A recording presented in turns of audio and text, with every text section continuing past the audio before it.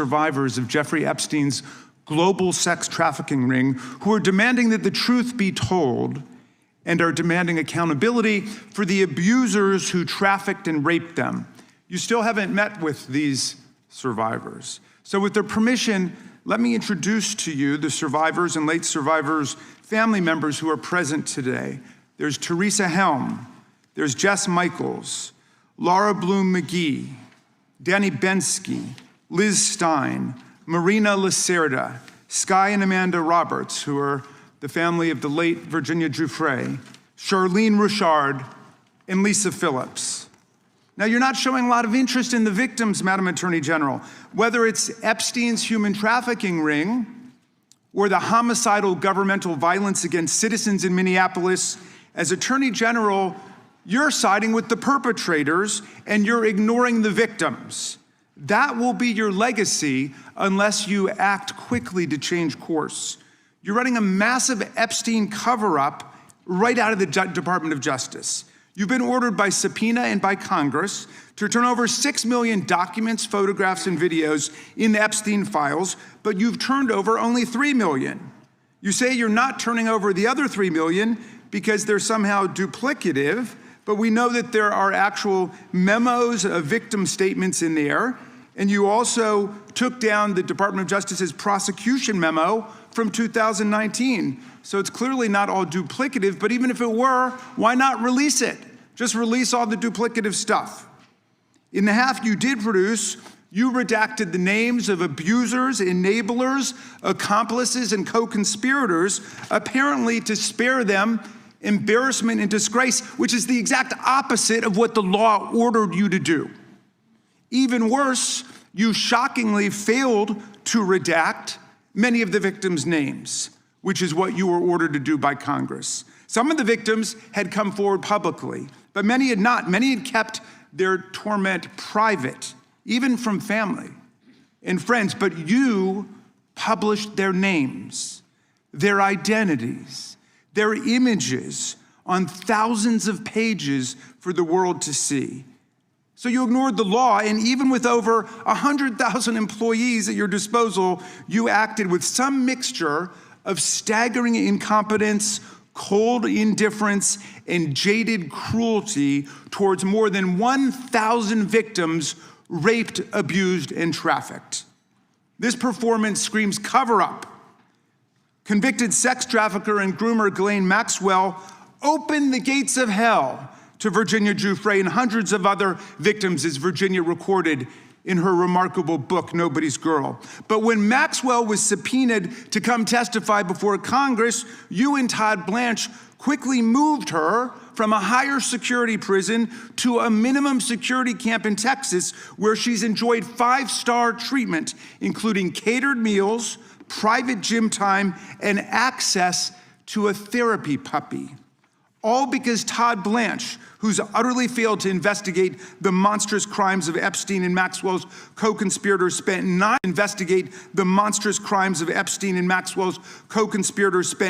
hours with Maxwell and satisfied himself that she would have nothing untoward to say about Donald Trump, which is your only real interest in the matter, based on institutional performance.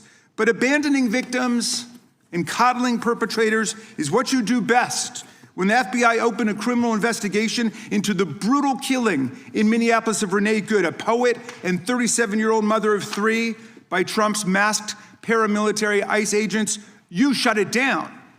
You claim you're investigating the cold-blooded murder of Alex Preddy, an ICU nurse at the VA. But how can we trust the administration when the president and Kristi Noem called Preddy a domestic terrorist and Stephen Miller called him a would-be assassin?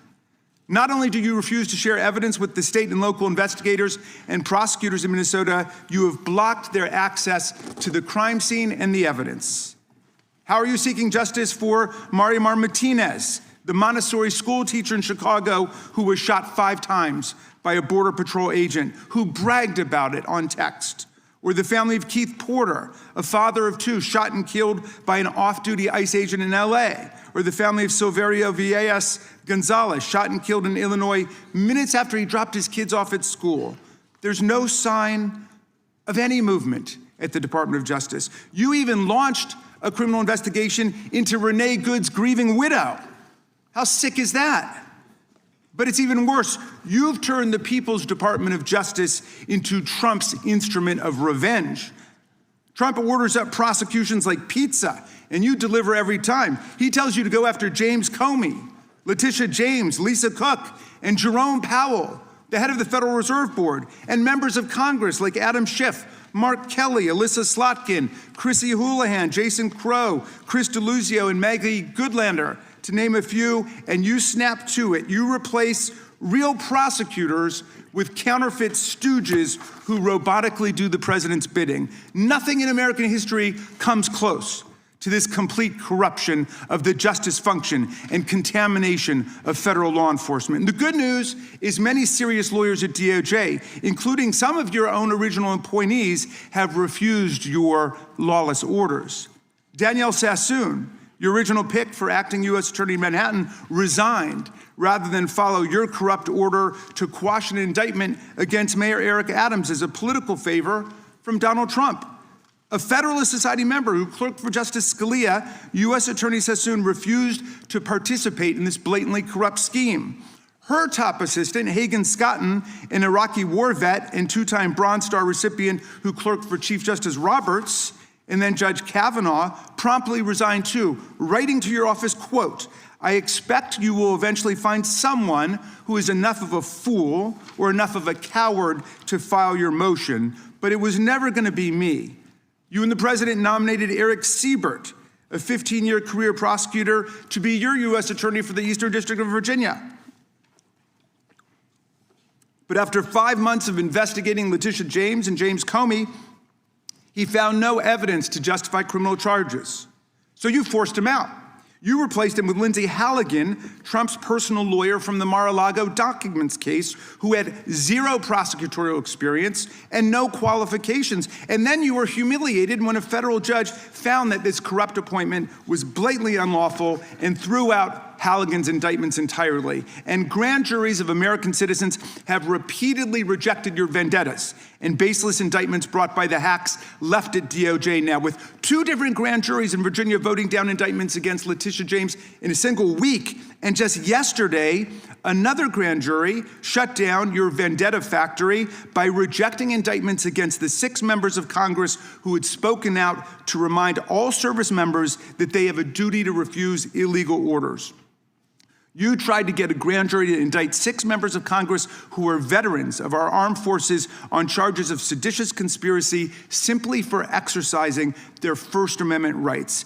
I hope you will heed the wisdom and the constitutional patriotism of those grand jurors and not try it again by doubling down on that humiliation. As your best lawyers are sacked for having participated in the January 6th case or just flee for the exits now, your new lawyers keep lying in court. In dozens of cases, they've been excoriated for lying to federal judges. Chief Judge Boasberg, right here in D.C., suggested your Department of Justice perpetrated a fraud on the court. Other judges found your statements to be, quote, inexplicably misleading, patently incredible, totally inconsistent, and so disingenuous that the court is left with little confidence that the government can be trusted to tell the truth about anything. Now, as ranking member, I asked the chairman to add a few extra rounds of questions today because we each have 5 hours of questions, not 5 minutes, but we're stuck with 5 minutes. That's clearly insufficient to give voice to America's victims and survivors and to demand answers about all the corruption and cover-ups that we see at DOJ right now. We've got just 1 round, so we ask you politely but firmly, Madam Attorney General, please do not waste 1 second of our precious time by evading questions, by changing the subject, or engaging in personal attacks against members of Congress. We saw your performance in the Senate, and we're not going to accept that. This isn't a game. In the Senate, you brought something with you called a burn book, a binder of smears to attack members personally for doing the people's work of oversight. Please set the burn book aside and answer our questions. And when you hear us reclaim our time, that means it's time for you to stop speaking. We only have 5 minutes, so when we reclaim our time, that means you stop. And if you don't, we will ask the chair to stop the clock and let you go on his time. The quality of justice in America depends on the character of our government. Please do your job and bring the Department of Justice back from the brink. The survivors seated behind you and the American people watching everywhere deserve a Department of Justice worthy of its name. I yield back, Mr. Chair. Without objection, all of the opening statements will be included in the record. We will now introduce today's witness. The Honorable Pamela J. Bondi has served as the Attorney General of the United States since February 5th, 2025. She previously served in the Office of the White House Counsel, 2 terms as the Florida Attorney General, and spent more than 18 years as a prosecutor. We welcome our witness and thank her for appearing today. We will begin by swearing you in. Would you please rise and raise your right hand? Do you swear or affirm under penalty of perjury that the testimony you're about to give is true and correct to the best of your knowledge, information, and belief, so help you God? I do. Let the record show that the witness has answered in the affirmative. Thank you. You can be seated. And please know that your written testimony will be entered into the record in its entirety. Accordingly, we ask that you summarize your testimony. Madam Attorney General, you may begin. Thank you. Thank you, Chairman Jordan, Ranking Member Raskin, and distinguished members of this committee. Thank you for hosting me here today. I'm grateful for the opportunity to answer your questions, highlight the work of our department, and discuss the most important topic of all, keeping the American people safe. A little over a year ago, I was sworn into office as the 87th Attorney General of the United States. I came into office with the goal of refocusing the Department of Justice on its core mission after years of bloated bureaucracy and political weaponization. The Department of Justice's core mission is to fight violent crime, protect the American people, and defend the rule of law above all else.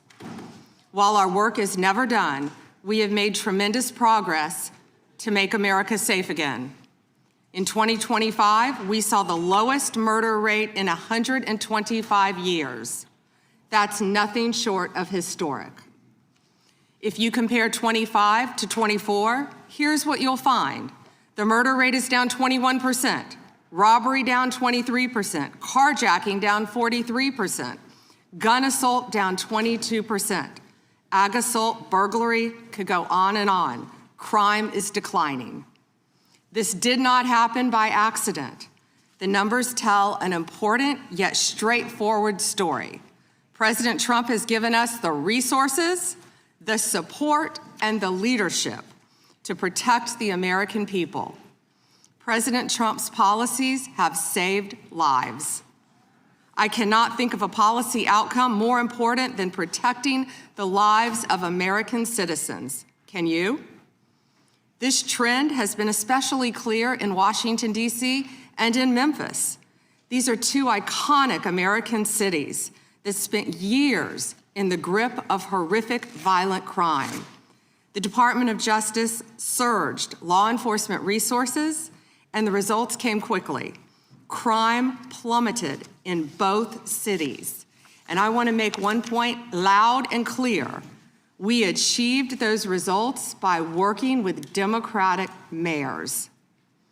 Public safety does not have a party registration. When your constituents call 911, they don't ask for political views of the responding officer. They ask for help. I have federal agents in each and every one of your districts. They're here to help, and I am here to help.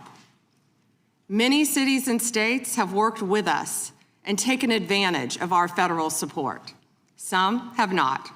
Meanwhile, a few elected officials have declared that they are, quote, at war with the federal government and encouraged widespread obstruction of law enforcement. This has resulted in avoidable clashes on the streets, as you've all seen. We've seen rioters storming a Christian church. Citizens and law enforcement officers have both been endangered by reckless rhetoric. We have made dozens of arrests in and around Minneapolis so far, and many of them could have been avoided by simple compliance with federal law.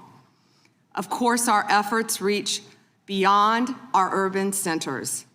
We are striking crucial blows against terrorist organizations such as MS-13, TDA, the Sinaloa cartel, and Antifa. And as we sit here, I think you've seen the news this morning. The news is reporting that cartel drones are being shot down by our military. That's what we all should care about right now, protecting America.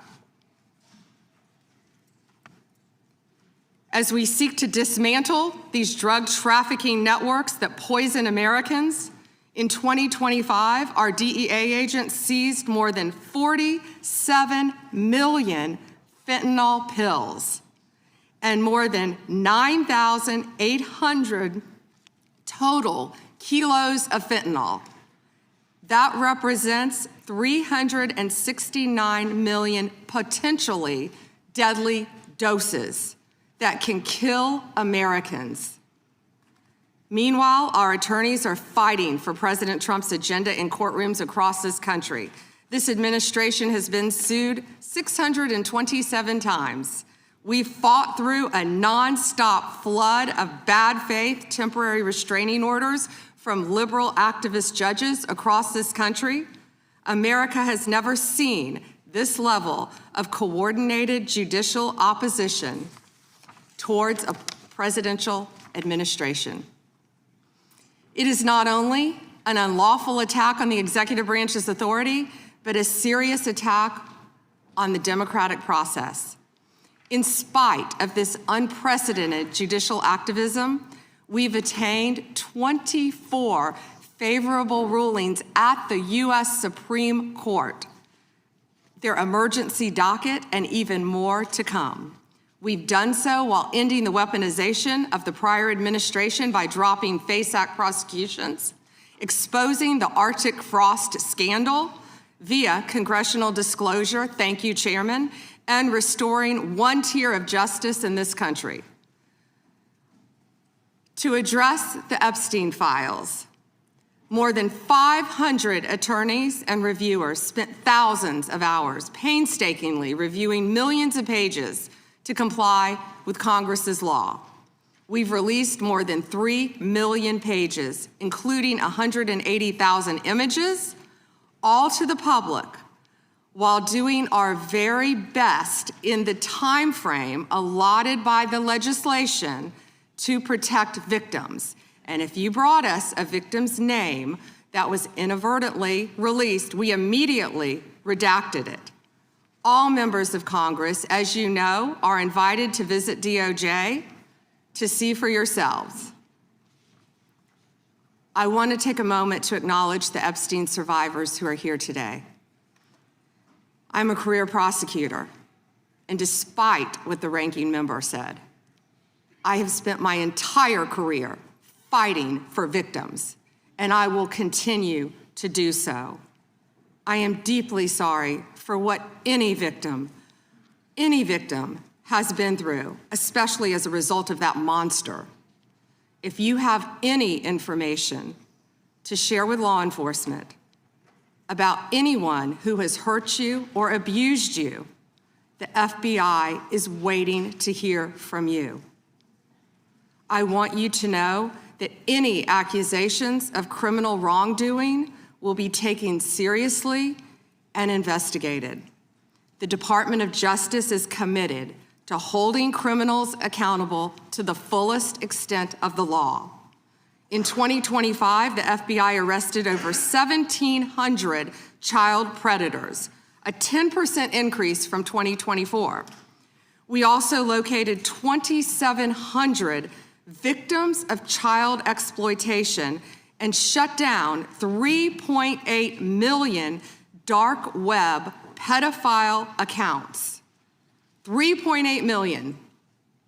So please, if you have information to share that needs to be investigated, contact the FBI. Today, I look forward to discussing further our shared obligation to protect the American people, uphold the rule of law, and keep this nation safe. Thank you. Thank you, Madam Attorney General. The chair we now proceed under the 5-minute rule. The chair recognizes the gentleman from California for 5 minutes. Thank you, Mr. Chairman. Madam General, Thank you for your extensive remarks, particularly on your continued investigation of those responsible over the years in the Epstein debacle. Obviously, you have an amazingly full docket between civil rights, between criminal, between so-called white-collar crime, and doing so, as the chairman said, at a time in which both you and the president are under attack, and our ICE agents and FBI and others are under attack when they try to enforce the law. I personally want to apologize for those who would embolden, support, or even stand with those lawbreakers that sit on this and other daises here in Congress. My job generally is to talk about patents and trademarks as the chairman of that subcommittee. I'll forego that today because one of my other jobs is the creation and maintenance of Article 3 judges, and I work with the Chief Justice on that, and we're trying to expand the court.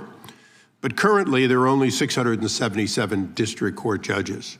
They have very full dockets as well.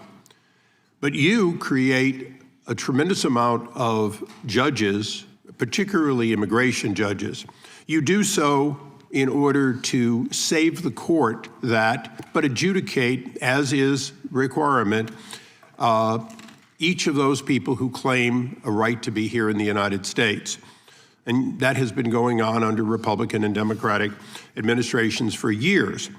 What's unique about the Trump administration this time is that you and President Trump have managed to reduce the backlog of people seeking that for the first time in decades. You are getting ahead of that tremendous backlog that caused, for better or worse, the release of millions of people with little pieces of paper saying, come back later when we call you, and often to no avail when you call. So I want to congratulate you on that because it's an accomplishment you might not take credit for and the other side would never give you credit for. But I hope you can continue to do that and do more. And I say so for a reason, because much of this hearing will be about Minneapolis and other places in which the backlog of criminal aliens, including in my home state of California, people who have hurt other people, people who have victimized their communities, is extensive. And although the overall number through adjudication may be going on, because of places like my home state, California, you're unable to apprehend people that my sheriffs want apprehended. They desperately want to cooperate, and they're prohibited by law. It is this committee's opinion on this side of the aisle that, in fact, you should be given the ability to demand that participation, and that the release of a known criminal not be considered to be acceptable just because a state or city has declared itself a sanctuary. I want you to opine on just one thing that I think has been misunderstood. As I said earlier, you create and maintain those judges that adjudicate these cases. You also support so many that, in fact, have to make decisions as judges.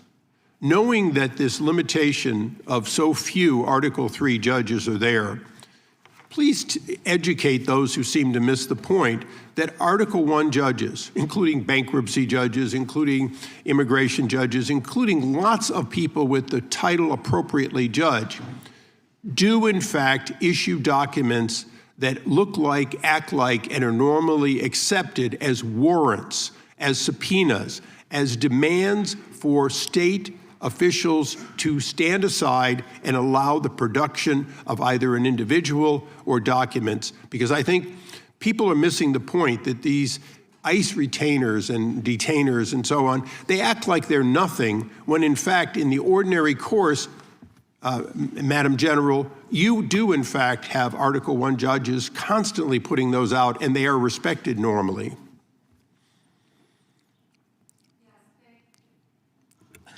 Thank you, Congressman, for talking about all the great judges. And if I could add one thing to that, we are always recruiting and looking for judges. So please reach out to our office for these judges who are handling all these very important matters. We've even added some JAG officers as immigration judges. Thank you. And so we're continuing to do that, but we're always seeking qualified lawyers as well to be part of that. And thank you for highlighting that, Congressman. Thank you. I yield back. Gentleman yields back. The gentlelady from Washington is recognized. Thank you, Mr. Chairman. Good morning, Attorney General Bondi, right here. We are joined in this room by some of the thousands of survivors from Jeffrey Epstein's horrific sex trafficking ring. They have shown such incredible courage in speaking out, in demanding accountability to bring the predators and pedophiles to justice.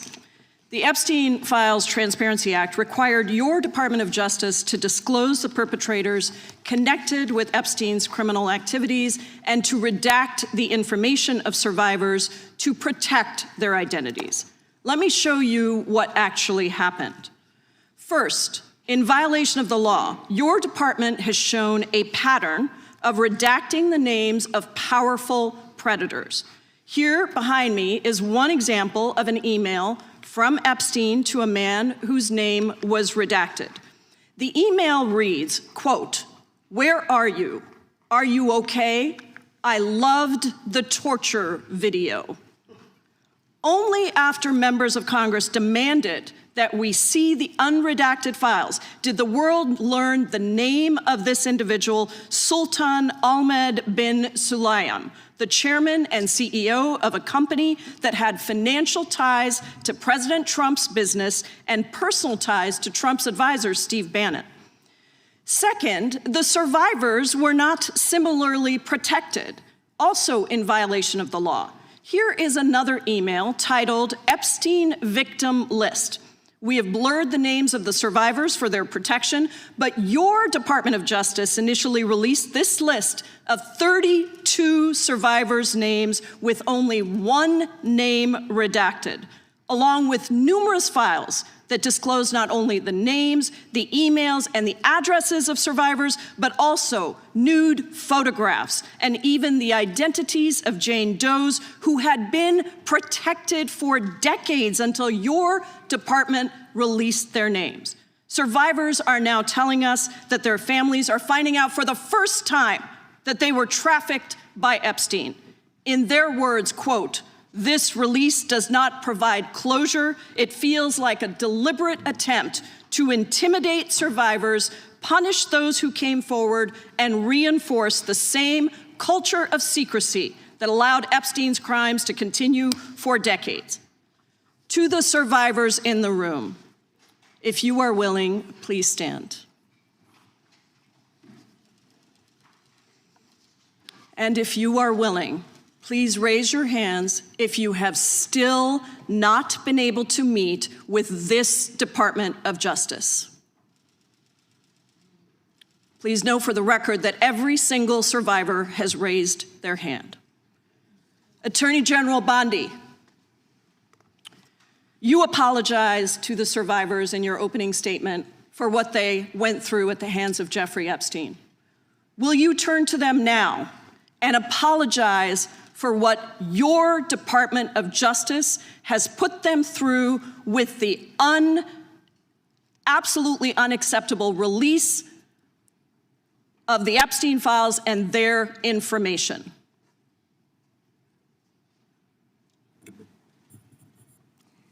Congresswoman, you sat before, Merrick Garland sat in this chair twice. Attorney General Bondi, No, can I finish my answer? No, I'm going to reclaim my time because I asked you a specific question that I would like you to answer, which is, will you turn to the survivors? This is not about anybody that came before you. It is about you taking responsibility for your Department of Justice and the harm that it has done to the survivors who are standing right behind you and are waiting for you to turn to them and apologize for what your Department of Justice has done. Members get to ask the questions, the witness gets to answer in the way they want to answer. Attorney General can That's respond. not accurate, Mr. Chairman. Because she It doesn't is like the my answer. time. So Mr. Chairman, why I have asked didn't a she question. ask Merrick Garland this? I am twice reclaiming when he my sat in time, my and chair? when I will reclaim my continue to time, answer. it is Mr. Chairman, my the gentlelady's time. reclaimed I'm her not going time. to get in the gutter for her theatrics. The time belongs to the time belongs to the gentlelady. The gentlelady has 17 seconds. Thank you. You're not going to answer this question, so let me just Chairman, say this. I'll direct it to What a you. massive No, I'm cover-up. answering a Mr. question. Chairman, will you Chairman. restore her time? The witness I'm is not going to get interrupted. in the gutter with this woman. Stop the She's time doing theatrics. and let me have my time. The gentlelady from Washington controls the time. The gentlelady has 17 seconds. You can proceed with your final Thank you. 17 seconds. What a massive cover-up this has been and continues to be.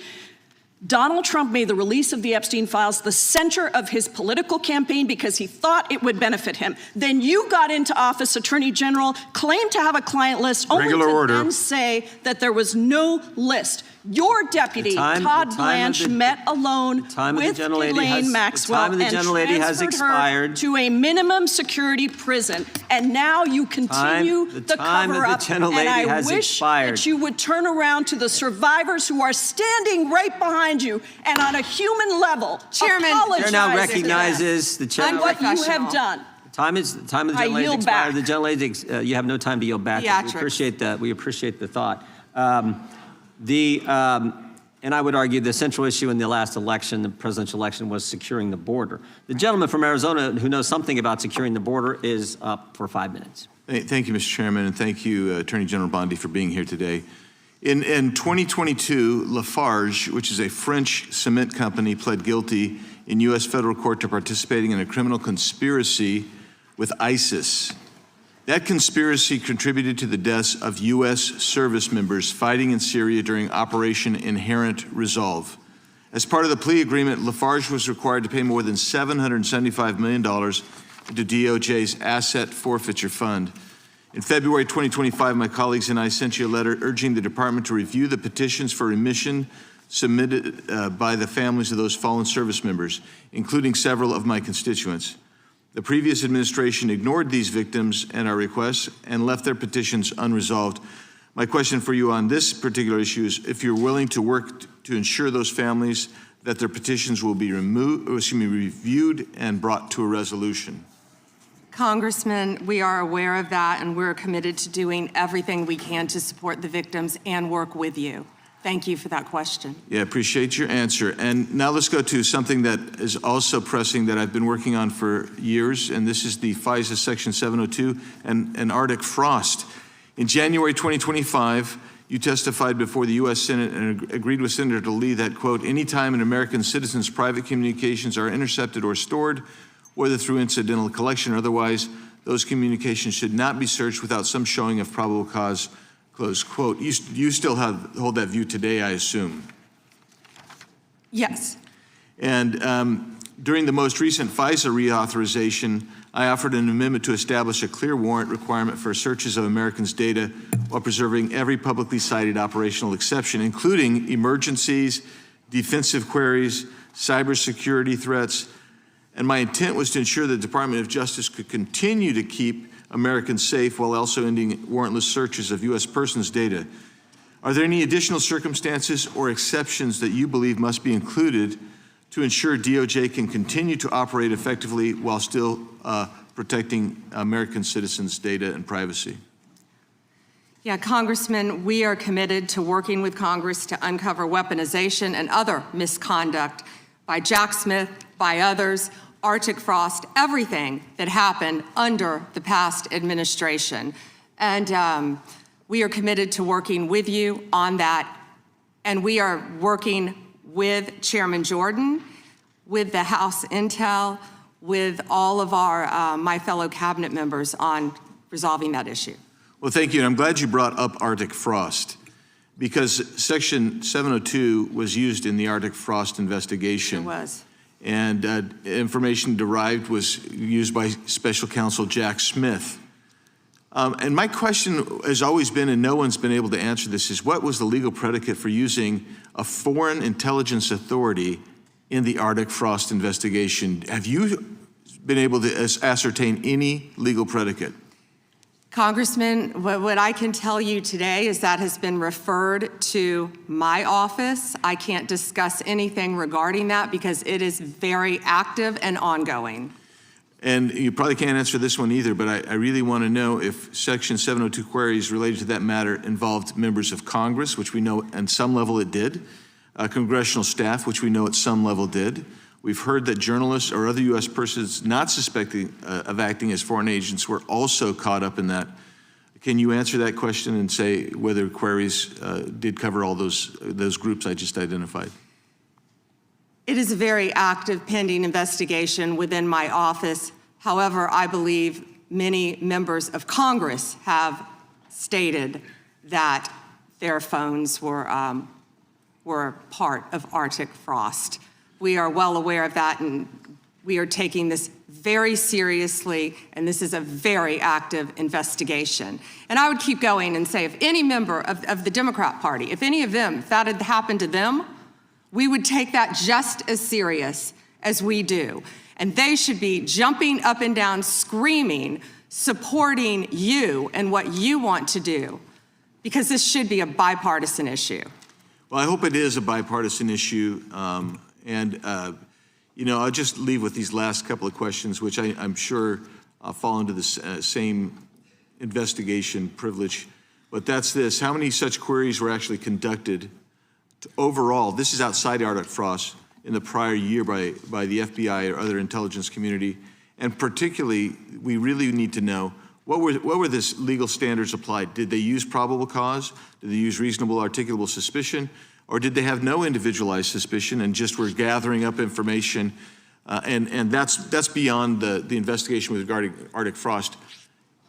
I don't expect you to have that information today, but if you can help get that information so we can understand the extensive nature of this continued misuse of 702, it would be very particularly helpful. And it was extensive. Yes, Congressman. Thank you. Time of the gentleman has expired. I have a UC, Mr. Chairman. And that is the gentlelady from Texas.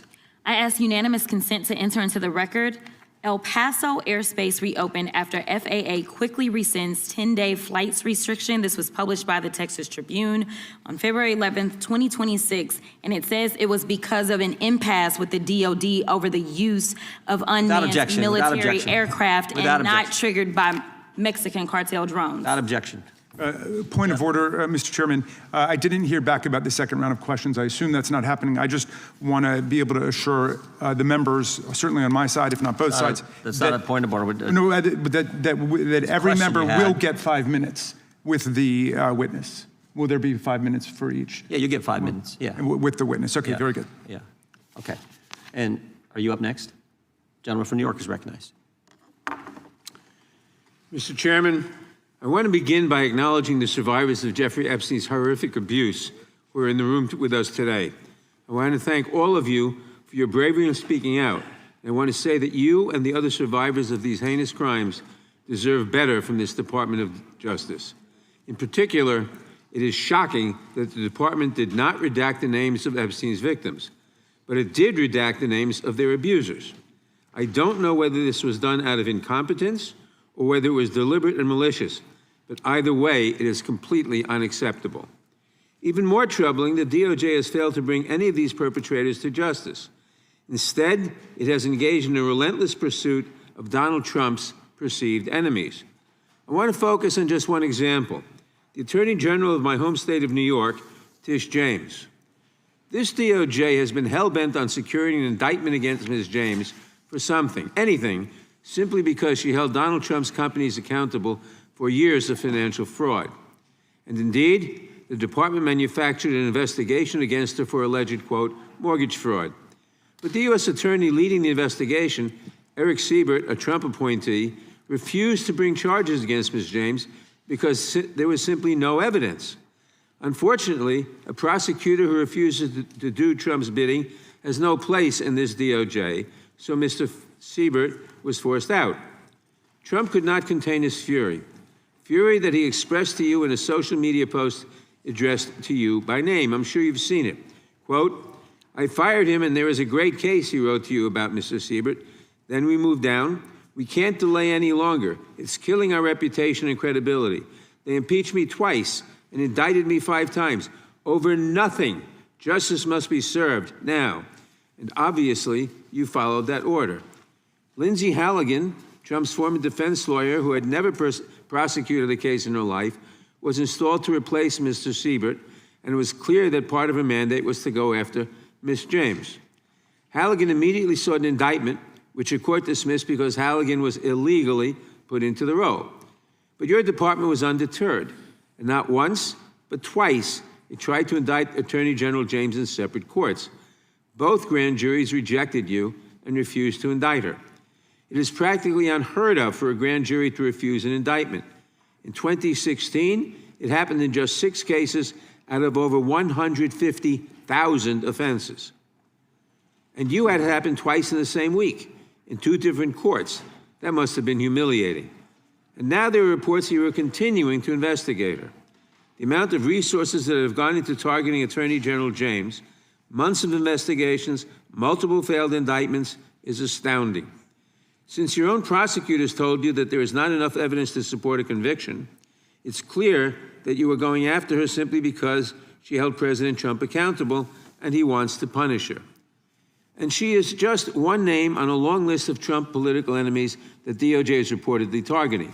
From Jerome Powell and Lisa Cook at the Federal Reserve to James Comey, numerous Democratic members of Congress, John Brennan, Jack Smith, Democratic officials in Minnesota, Chris Krebs, Miles Taylors, and more. And those are just the ones we know about. In contrast to these politically motivated investigations, grasping at something they can charge their enemies with, we now have concrete evidence of disgusting criminality revealed in the Epstein files. So I really have just one question for you. How many of Epstein's co-conspirators have you indicted? How many perpetrators are you even investigating?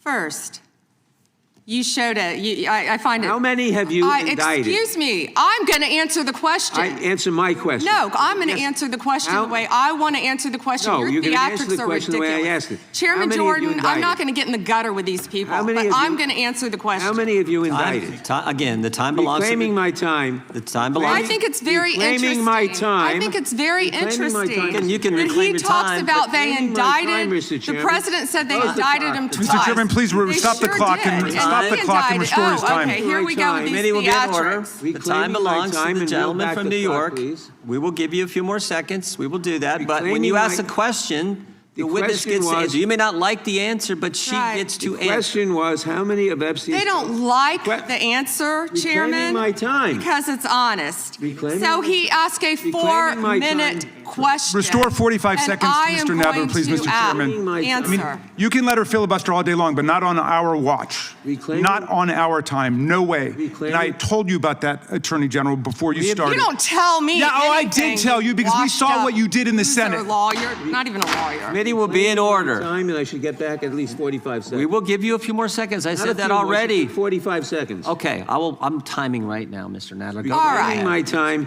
The answer to my question, how many of Epstein's co-conspirators has she indicted, is 0. You have been the Attorney General for a whole year, and your DOJ fired the lead prosecutor of this case, sat on evidence this entire time, and claimed falsely last July that there were no more leads.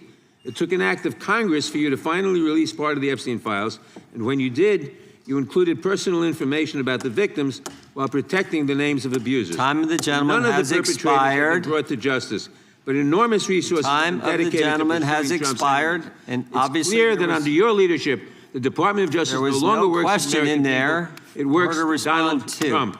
I yield back. The gentleman yields back. May I answer? I think our next questioner, Madam Attorney General, is going to give you time to respond to Thank you, Chairman. all kinds of things. So we will turn to the gentleman from Texas for 5 minutes. Ms. Bondi, you go right ahead. I'm over here. The time is yours. Thank you. First, he brought up the president saying they indicted me twice.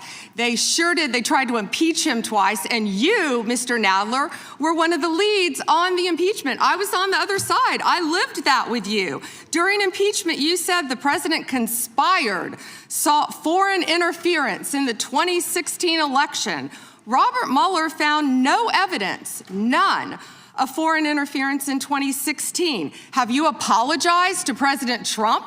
Have you apologized to President Trump, all of you who participated in those impeachment hearings against Donald Trump? You all should be apologizing. You sit here and you attack the president, and I am not going to have it. I'm not going to put up with it. You know, all they want to do, the American people need to know this. They are talking about Epstein today. This has been around since the Obama administration. This administration released over 3 million pages of documents, over 3 million, and Donald Trump signed that law to release all of those documents. He is the most transparent president in the nation's history.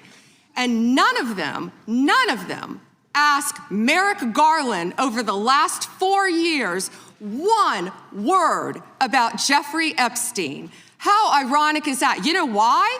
Because Donald Trump, the Dow right now is over, the Dow is over $50,000. I don't know why you're laughing. You're a great stock trader, as I hear, Raskin. The Dow is over 50,000 right now. The S&P at almost 7,000. And the NASDAQ smashing records. Americans' 401ks and retirement savings are booming. That's what we should be talking about. We should be talking about making Americans safe. We should be talking about, what does a Dow have to do with anything? That's what they just asked. Are you kidding? Mr. Jordan, Mr. Jordan. Committee will be in order. Mr. Jordan, am I going to get an extra 45 seconds added to my time? The committee will be in order. The time belongs to the gentleman from Texas. Ms. Bondi, the Attorney General can respond. Thank you. The Dow has shattered 50,000 for the first time. This is crazy. They said it couldn't be done in 4 years, yet President Trump has done it in 1 year. National median rents have fallen to a 4-year low, thanks to Donald Trump. That's why they want to focus on Epstein and our most transparent president in the nation's history. The murder rate, as I said, has plummeted to a 125-year low, thanks to Donald Trump. For an unprecedented 9 straight months, there were 0 illegal border crossings at the southern border. That's what we should be focused on. All the great work that this president has done and will continue to do to keep America safe and to make Americans safe. Thank you, Attorney General Bondi. I agree with you totally. I think you've done a fine job. I think that Democrats, in fact, should be apologizing to the Epstein victims for doing nothing during the 4 years that they were running the government. We did not hear about this, and it took you and President Trump to finally provide transparency and give answers to the American people, and I want to thank you for that. I want to thank you also for standing up for truth today and for fighting back against the theatrics and the time waste that you will endure over the next hour or two. I want to apologize on behalf of my colleagues on the left. They're not all that bad, but they've got to put on a show. And I'm sorry that you have to go through that. And I would like to yield the last, I'd say 40, even 40 is 80 seconds. The clock says 40, but I've got 80 seconds since I was so rudely interrupted, and I'll give all 80 seconds to Chairman Jordan. And I would just yield to the Attorney General if she has anything to add. I'm fine to continue. Thank you, Chairman. All right, the chair now recognizes, the gentleman yields back. The chair recognizes the gentlelady from California. Thank you, Mr. Chairman. I would note that Mr. Nadler's question has not yet been answered, but I want to start by asking that out of respect for the American public and the Epstein survivors, some of whom, of course, are here today, that we can have a transparent conversation and get the public the answers they deserve. I want to briefly direct your attention to 2 documents I'm hoping we will put up on the screen.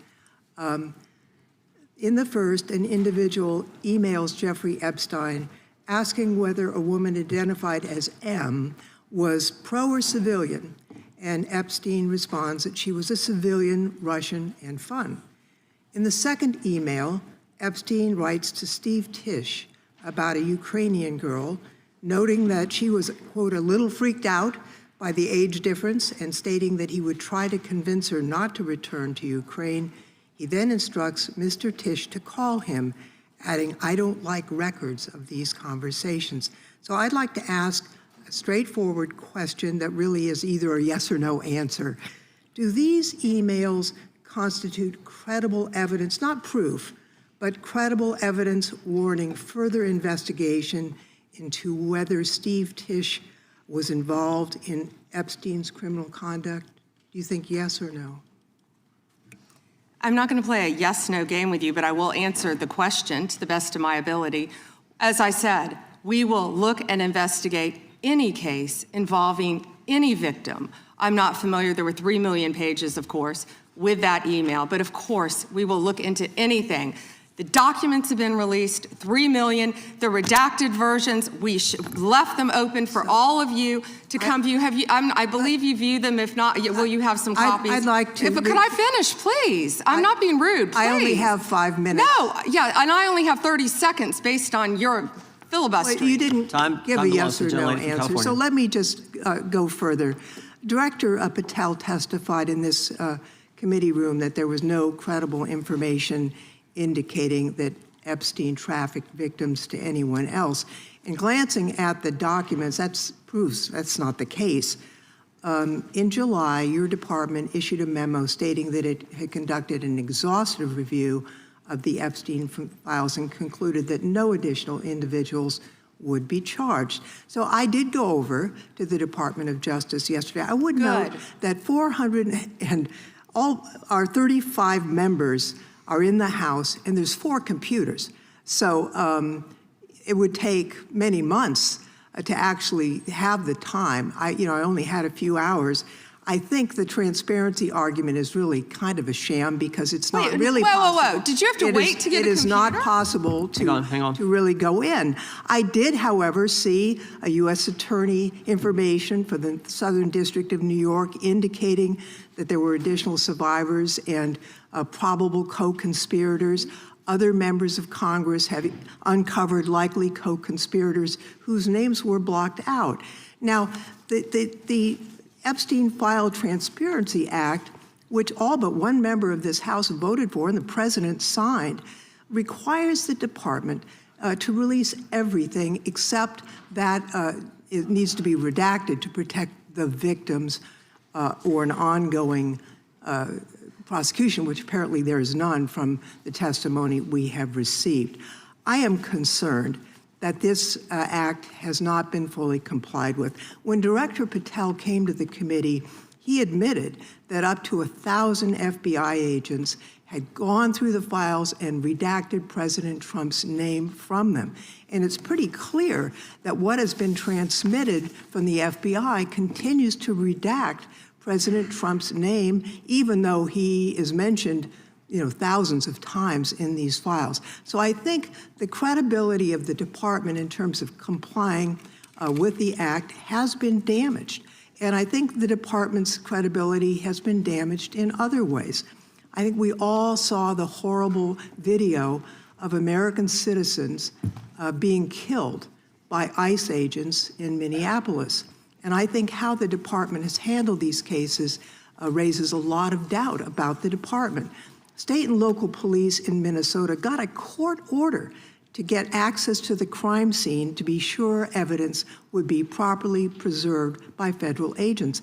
But they took the agents defied the court order, and in a departure from general policy, the DOJ is not collaborating with state and local law enforcement on these homicides. So I really think that is a disgraceful approach to the homicides of American citizens, and really does nothing to bring credit to your department. And Mr. Chairman, I would yield back. Gentleman yields back. May I answer? Attorney General can respond. I find it interesting that she keeps going after President Trump, the greatest president in American history. And if they could maintain their composure, this isn't a circus, this is a hearing. I find it interesting she keeps going after Donald Trump. She doesn't say how much money she took from Reid Hoffman, did you? None.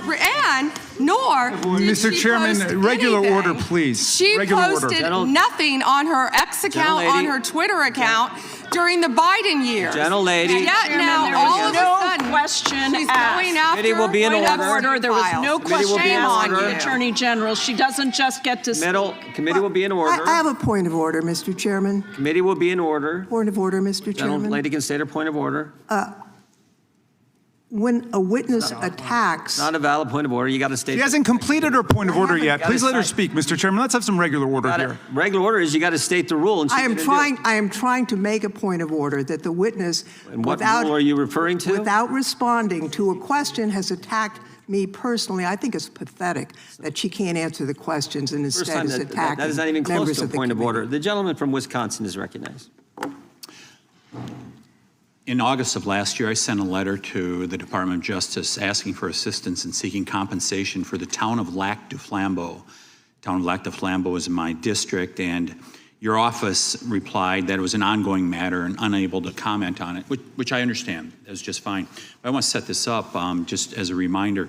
So 3 years ago, it was at this time of year that 4 roads were blockaded in the town of Lac du Flambeau, and the temperature was 25 below zero. People had to park their cars at a neighbor's place, take the snowmobile across the lake to get their car, and then be able to drive into town. There were people 80 and 90 years old that could not, were very concerned that they'd be able to get emergency medical services.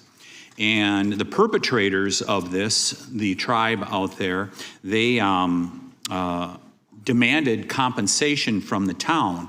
I would call it extortion. They ultimately got $600,000 from the town of Lac du Flambeau. The unfortunate part, Mr. Chairman, is that the Biden administration took the side of the perpetrators who closed those roads off, and the Biden administration made it clear to the town of Lac du Flambeau that we are not on your side in regards to this. Well, fortunately, there was a federal judge that said, no, this is wrong, what happened, and these roads should be left open, they should continue to be left open. My question to you is, are you willing to work with my office and with the town of Lac du Flambeau to further investigate this matter and seek compensation from the tribal government after their extortion of $600,000 from this little town in northern Wisconsin? Congressman, you do a great job representing your district. And yes, we would more than welcome working with you, and we are familiar with that investigation. Mr. Chairman, I would just add, we're highlighting these miscarriages of justice in the previous administration. This is just another one of those small examples, no different than the Catholic Diocese in Richmond and many others that you have retold so many times. But here's another instance of what they did to a small town and nearly bankrupted them as a result of it. Fortunately, there was a federal judge that saw through it and has fixed it. I want to move on to fraud enforcement. You've established a National Fraud Enforcement Division. Is that correct, Madam Attorney General? Yes, Congressman. Has this new division begun any investigations and getting after those individuals that have committed the rampant fraud we've seen, like in Minnesota? Well, it's not only rampant in Minnesota, it's rampant throughout this country. Much of it is in California, as you know, and other places. Yes, we are working on it actively. Our criminal fraud division has been working on it. We are expanding that. It was the Vice President's idea to come up with this amazing separate fraud division, which we are establishing and going nonstop, not only to expose the fraud in Minnesota, but around the country. It's taxpayer dollars that have been stolen from the American people, and we are committed to recovering that money and holding those people accountable. Mr. Chairman, I would remind everyone here, why did this happen in Minneapolis? Why did federal law enforcement have to go to Minneapolis? Because of industrial scale fraud. It was an assistant United States attorney that said, this is industrial scale fraud that's going on in Minnesota at this point. I sent a letter to our governor in Wisconsin. We're right across the border there. My district is only 20 miles from the city of Minneapolis. And I asked him to open the books for a federal audit on food stamps and Medicaid. Don't you think it would be a good idea for every governor to do that at this point? It protects the citizens, and I can't understand why that's not happening. And yes, I do think that's a great idea. It's happening around this country. And when our new division with Colin McDonald is established, it's established when Colin is confirmed. He's amazing. I think you've met with him, you said, Chairman. When that is established, we're going to work on both sides of the aisle. That's what we want to do, to stop fraud in every city, in every state in this country. We will continue to fight for the American people. So you would encourage every governor across the United States, after what we have seen in Minnesota, what we almost certainly know is happening in other states, you mentioned California, you would agree that every governor should avail themselves of federal resources to make sure that this industrial scale fraud is rooted out to protect the taxpayers of the United States. Is that correct? Absolutely. Mr. Chairman, I yield back. Gentleman yields back. The gentleman from Tennessee is recognized. Thank you, Mr. Chair. First, I'd like to thank you for holding this hearing and holding it in a proper fashion as you have. Secondly, I'd like to thank all of the victims of the Epstein case who've come here to attend this hearing, for doing it and for being brave and trying to move this justice forward. I apologize, I can't do it with the Attorney General not recognizing you. That's embarrassing. I am from Memphis, General Bondi, and Memphis does have the task force there. The Memphis Safe Task Force has been operating in Memphis for several months, and we do have a Democratic Mayor, Paul Young, and he's not against the task force, but he is against ICE being in Memphis, and he's not in favor of the National Guard being in Memphis. And I concur with him on those positions. I think the DEA being there, the alcohol, tobacco, and firearms, the FBI, who have been in Memphis in other ways, having more people there is good for Memphis. Crime has gone down in Memphis, but it went down 25% before the task force got there under the direction of Mayor Young and Director Davis, Chief Davis. It's gone down about 15% more since then, and that's good. But I would like to comment that Mexico City's homicide rate has gone down 40% during the same time, when Memphis has only gone down 25%. And that's not necessarily because of the task force, although the mayor says he thinks it's helped. So I thank you for that. You would agree, I presume, that violent crime in communities across our country is critically important, and that's why the task force is there. Is that not true? Yes, and if I can just add to that, I think the surge, the FBI, our FBI under the leadership of Director Patel, came in and did a surge in Memphis. Earlier. Prior to the task force. Yeah, and thank you for saying that about Mayor Young. He's been great to work with, and thank you. He's a good guy. He's a very good guy. One problem I've got with where we are in priorities here. A recent Department of Justice, National Institute of Justice report based on arrest records in Texas and in California found that undocumented immigrants were less than half as likely as U.S.-born Americans to be arrested for homicide. And this pattern holds for assault, sexual assault, robbery, burglary, theft, and arson. Half as likely to be arrested for drug offenses. So I ask you, and I've written to you about this, there are TV ads that run that say to local law enforcement, specifically, says, are you tired of having your hands handcuffed because you can't do the things you wanted to do when you joined? And if you want to do something different, join ICE, and you'll get a $50,000 bonus, and we'll pay off your debts, student debts, and we'll help you with pensions, et cetera, et cetera, et cetera. So they're encouraging local law enforcement to leave local law enforcement and go to work for ICE. We need people working in the front lines and local law enforcement to protect our citizens from the worst of the worst. The worst of the worst are not the immigrants. The worst of the worst, records show, are native-born Americans, and they are committing crimes that hurt our citizens and our cities, and you're working against it, and thank you for that. But by trying to get our local law enforcement, where we have an undercount of officers in Memphis, to leave Memphis and go to work for ICE to deport people is a wrong priority. Why are we trying to get people, policemen who are working on the front lines, to leave the front lines, take the $50,000 and go to work for ICE and instead of working to fight the worst of the worst? Congressman, I have not yet seen that commercial, that ad. I would argue that we need strong people in both local law enforcement, state law enforcement, and all of our federal agencies working together. I've seen some of the worst violent criminals who were in this country illegally.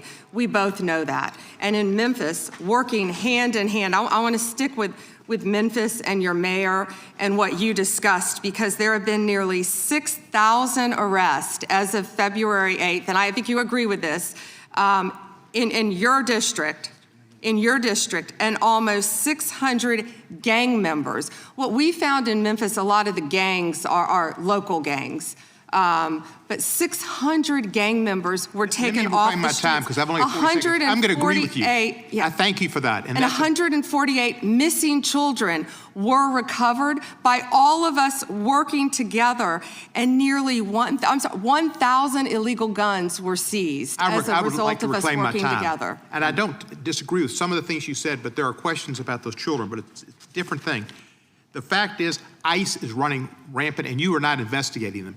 When they killed Mr. Pretty and Miss Good, that was an execution, and you did not investigate it. And you tried to investigate Miss Good's widow, and you tried to investigate Mr. Pretty.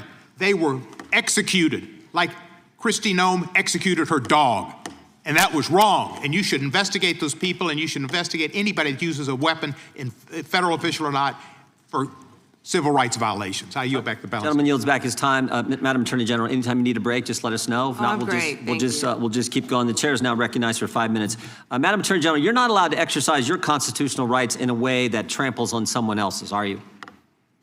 No. No, you can't do that. I mean, you have a right to petition the government under the First Amendment. That doesn't mean you can come into this room and start screaming at Mr. Raskin or me or anybody else and disrupt a congressional hearing. You have a right to protest on the street, but that doesn't give you a right to go into the Capitol and disrupt Congress. Something these guys talk about every day. You can't do that. So when Don Lemon said that he was exercising his First Amendment free press rights, freedom of the press rights, that's not really accurate, because he was trampling on other individuals' rights. Is that true? Chairman, we will always protect our churches and the freedom of religion. And yes, that's accurate. First right mentioned under the First Amendment, freedom of religion, freedom to practice your faith the way you think the good Lord wants you to, right? That's right, under the federal government. And isn't it true that Mr. Lemon met at a shopping center with the rioters who entered City's Church in St. Paul, met with them prior to marching to the church? He did meet, and this is a pending case right now, so I will only stick to what is in the four corners of the unsealed indictment, if I could, Chairman. Yeah, I'm There's a lot more that will come out. But under the four corners of the indictment, yes, he did. They had an operation called Operation Pullup. They said they were gearing for a resistance. They met in a parking lot, and they caravanned to a church on a Sunday morning when people were worshiping together. And Mr. Lemon said that he live streamed before entering the church with the rioters. Didn't he say we're going to head to the operation? Didn't he say this he said this on camera, is that right? Yes, Chairman, yeah. And more. That he was in Minnesota, and that, as you said, they were gearing up for an operation. So you can't do that. This is why this is, I think, so important that this guy be held accountable, and I think why you guys have charged him and indicted him. Moving to the second subject here, will John Brennan be indicted? Mr. Brennan lied to the committee, which you're not supposed to do, last Congress, and we deposed him. He definitely, 18 U.S.C. 1001, we're all familiar with it. He lied to the committee, and the Congress, and I think the country would like to know if, in fact, he's going to be indicted for lying to, and here's why it's so important. I'll give you a chance to respond. Here's why it's so important. It wasn't just that he lied to us, it's what he lied to us about. He lied to us about when all this weaponization against the President of the United States started. He lied to us about the dossier, and specifically what role the dossier played in the intelligence community assessment. Because we know back when President Trump was first elected, first term, this is when it all started, which led to the Mueller and to the impeachment and to the Jack Smith and all the stuff that's happened in the last decade. But it began here, and he lied to Congress about the role he played. And I just want to read a couple of things he said during that deposition before I give you a chance to respond. Mr. Brennan, when asked a question, said the CIA was not involved at all with the dossier.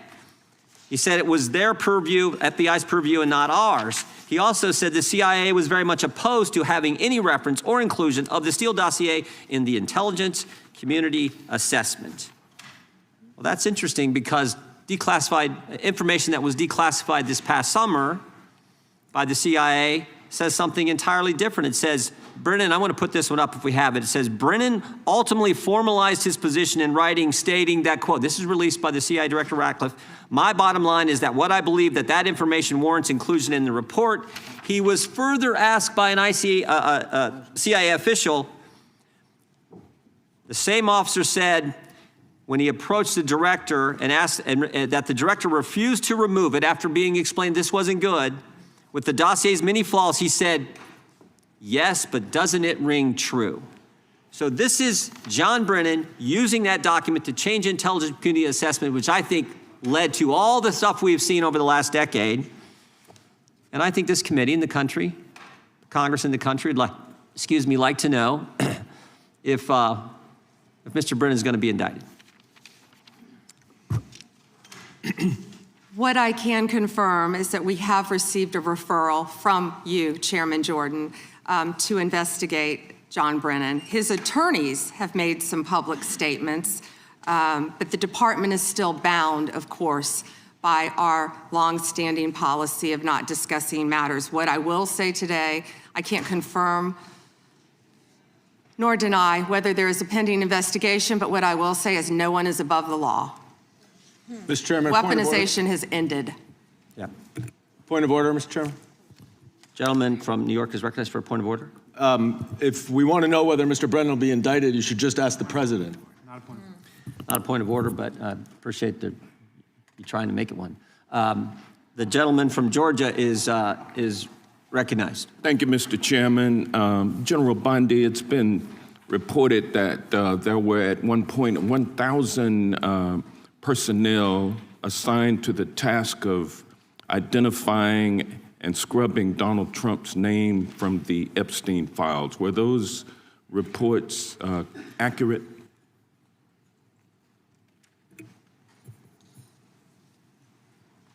I believe his name has appeared countless times in the documents how that many have people were been released. assigned? If I could finish, I'm going to read you the stats. No, I just simply asked whether or not it was true that it was 1,000 folks who were assigned that task. Were those reports accurate? There are more than 500 attorneys and reviewers. I cannot give you an exact number. And I wanted to ask you about that also, because this is a different question that you're getting to now. There were 500 DOJ lawyers and others assigned the task of redacting the appropriate information, including identities of the Epstein victim survivors from the Epstein files prior to their release. 500, is that correct? If I could have finished my answer, there were more than 500 attorneys and reviewers who assisted with the. They asked the question and they don't want an answer. That answers my question, ma'am, and I'm going to move on. I'm going to move on. From multiple Bondi, would you agree? Time belongs to the gentleman from Georgia. General Bondi, would you agree that your 8 years of service as the state of Florida's Attorney General, the third largest state in the nation, served as an excellent preparation for your current role as Attorney General for the United States of America? Not only that, I was a career prosecutor for 18 years. And for 18 years. And for 18 years, he asked a question and doesn't want an answer. This is theatrics. Well, no, for 18 years, you prosecuted serious felony cases, including drug cases, correct? Oh, I prosecuted homicides, I prosecuted capital cases, I prosecuted domestic violence cases, I prosecuted multiple cases, and that's why I feel for all of these victims. And did you ask Merrick Garland this when you were sitting before him, sir? You also prosecuted sexual assault cases and child sex trafficking cases, correct? I answered that question earlier. Okay. I've prosecuted All right. multiple cases. When I was a prosecutor, bottom line, if I can you're an answer the question, experienced and seasoned. for 18 years. Mr. Chairman, will you reminder of the rules? The time belongs to the member of the committee. You think are I've a said that a few seasoned times. and experienced prosecutor, correct? I think we've established that. Yes or no? Does he want an answer or not? he wants to When say I no. I want a answer, yes I or get no cut off. answer. I think he wants to say I want a no. yes or no I answer, can- but yeah, I can I'll explain my live with what you experience. I'd have be already love to said. explain Let my me ask experience. you this questions. Clearly, in you the don't have any. prosecution of sexual assault cases, you are acutely aware of how important it is to protect the identity of victims of sexual assault, correct? I have addressed this multiple times. I think others were cutting me off when I was trying Well, to. I just simply asked, are you aware of the fact that it's vitally important to protect the identity of sexual assault victims as you prosecute the people they accuse of assaulting them? Isn't that correct? Excuse me. As we have said multiple times, Protection of the protection identity of all victims of the victims are is protected. so very Who are important. protected under? Do you want me to answer or do you want to interrupt? Well, because you're not answering the question. You do a Jekyll and Hyde kind of routine around here, and I just want you to answer my questions. What does Jekyll and Hyde mean? Can you explain that? Well, it means you're nice to the Explain that. Republicans and you turn like Hyde on Democrats. But let me ask you this, ma'am. We have the Epstein victim survivors here today. Representative Jayapal asked a simple question. If you would be so kind and honorable as to turn around and face them and apologize to them for outing them. I mean, how many lives have been derailed because your department was either sloppy and incompetent or willfully trying to intimidate and punish these ladies for coming forward? The time of the Which gentleman, was it? The time of the gentleman has expired. The gentleman yields back. The chair now recognizes the gentleman from Wisconsin for 5 minutes. Attorney General Bondi, my colleagues on the other side of the aisle have spent the past several months attacking the administration for doing exactly what the American people wanted when they overwhelmingly elected President Trump, securing our border and enforcing our immigration laws. I find it a bit ironic because this is the same party who just a few years ago were openly supporting strong immigration enforcement after witnessing criminal illegal aliens wreak havoc on the American communities. I have a short video I just wanted to play. Of immigrants. We're also a nation of laws. Undocumented workers broke our immigration laws, and I believe that they must be held accountable. If they've committed a crime, deport them. No questions asked, they're gone. No great nation can be in a position where they can't control their borders. While we need to address the issue of immigration and the challenge we have of undocumented people in our country, we certainly don't want any more coming in. Every place in this country are rightly disturbed by the large numbers of illegal aliens entering our country. The jobs they hold might otherwise be held by citizens or legal immigrants. The public service they use impose burdens on our taxpayers.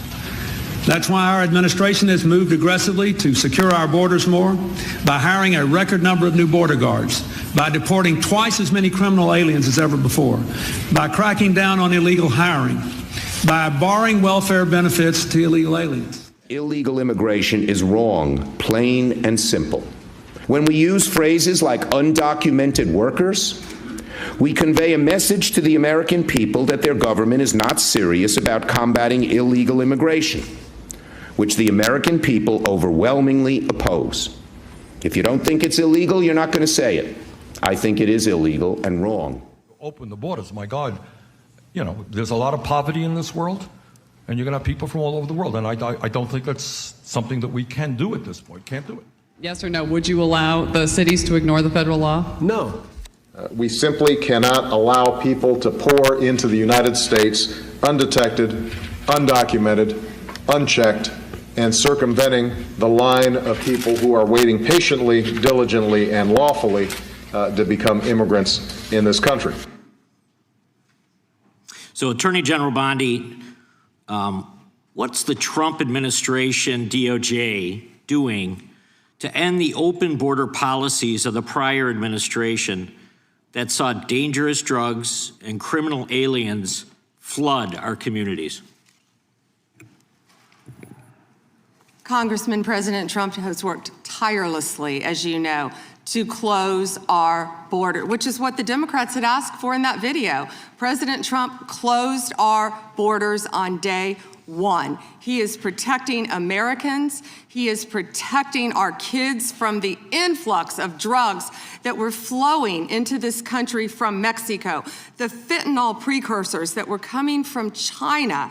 These precursors were taken from China into Mexico. And in Mexico, they were mixed and freely taken right into our country, along with gang members, MS-13, TDA, freely coming into our cities around our country, thanks to Joe Biden's open border policies. That has stopped under Donald Trump. It will no longer happen under this administration, and he is doing everything to keep Americans safe.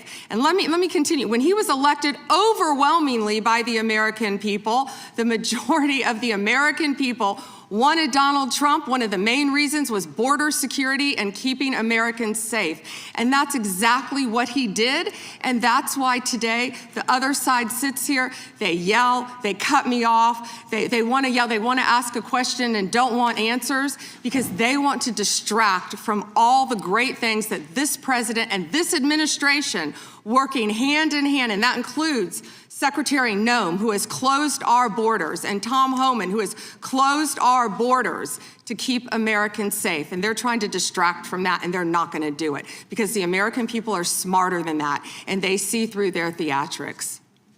Thank you. Just quickly, yesterday, Senator Grassley reached out to my office to tell me that I was one of the 20 members that was now disclosed were under surveillance from Jack Smith. This brings up the question of non-disclosure orders and whether or not they should apply to members of Congress. But with my phone records being surveilled, as well as looks like 19 other members of Congress, I'm just wondering how DOJ views that. Time is, the gentleman's expired, but the gentlelady can respond. As I stated earlier, Congressman, anyone's records who were illegally obtained, Democrat or Republican, we will fight vigorously to stop that.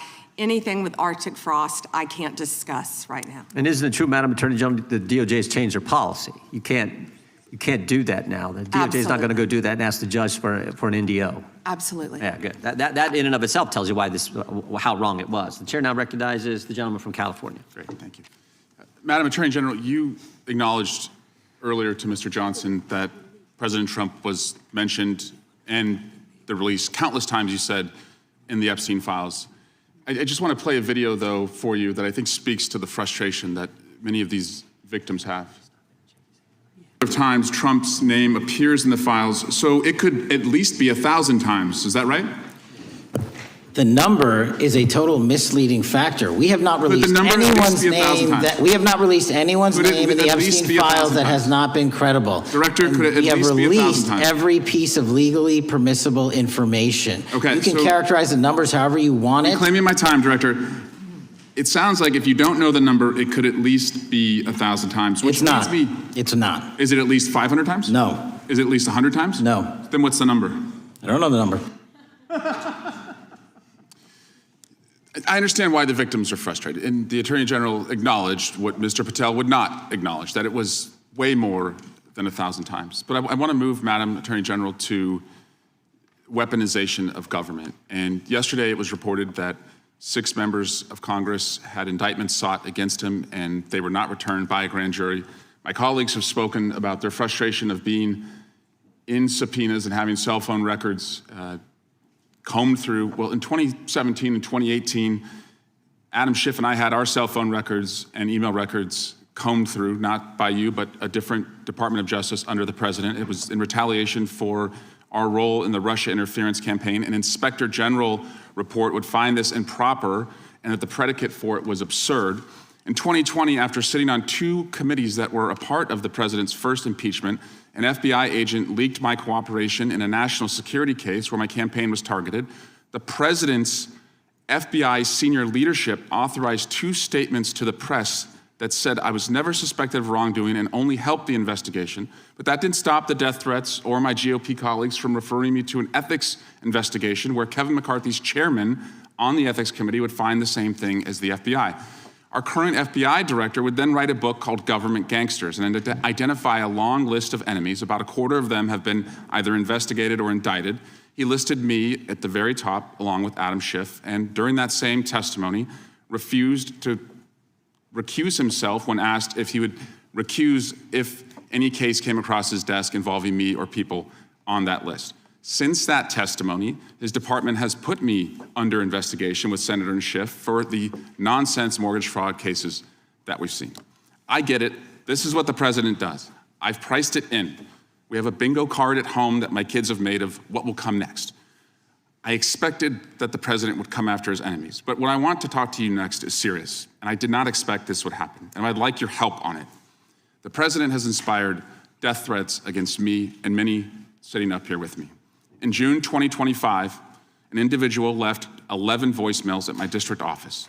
On the voicemails, they said, "Get the message to him. I'm gonna hunt him down, that motherfucker, and toss his ass over the Golden Gate Bridge by my fucking self." Donald Trump's Department of Justice in the Northern District of California declined to prosecute. On May 14, 2025, on Twitter, responding to something I posted, an individual said, "No, it wasn't Eric, and now I'm going to kill you." The Department of Justice from the Southern District of Texas declined to prosecute. May through December of 2025, we received messages at my office that said, "I hope somebody shoots you and your children and your wife in the head. Pew, pew, motherfucker, pew, pew." I would stay indoors as much as possible, and my children, unfortunately, have to do that. The Department of Justice has not charged this individual and cited that he's a prolific caller and has health conditions, although what we have found in our own investigation and his voicemails is that he has said he will employ others to do this. The president can come after me. It's fine. I'm in the arena. So are these folks. But we never expected that the Department of Justice would not seek to prosecute and investigate those who are making threats against us. And that would include those on that side of the aisle. And I'm just asking for your help to protect life, because life is at risk with the environment we're in right now. Congressman, I completely agree with you. I know about several of those personally involving you. I believe one has been charged publicly, and there's something I would be happy to talk to you about off camera, but I can assure you that they are very serious. They are being looked into, and I can give you more details on those. None of you should be threatened, ever. None of your children should be threatened. None of your families should be threatened. And I will work with, you can come into my office any day. I will work with all of you on both sides of the aisle if you are ever threatened. And I'll gladly talk to you after this hearing about your cases. But I can tell you some of them are very active. Appreciate that. And I yield back. Gentleman yields back, and we're sorry for what the gentleman and his family have had to go through. We appreciate what the Attorney General said, and I think some of the things that the gentleman from California related, we can all relate to, and it's unfortunate, it's wrong, as the Attorney General said, and we appreciate the help we get from the Justice Department.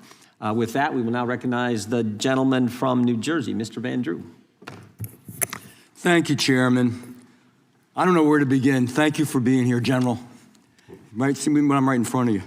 I have to mention this first. You know, I used this word before, and my friends on the other side of the aisle got mad at me, but hypocrisy. Epstein, Epstein, Epstein.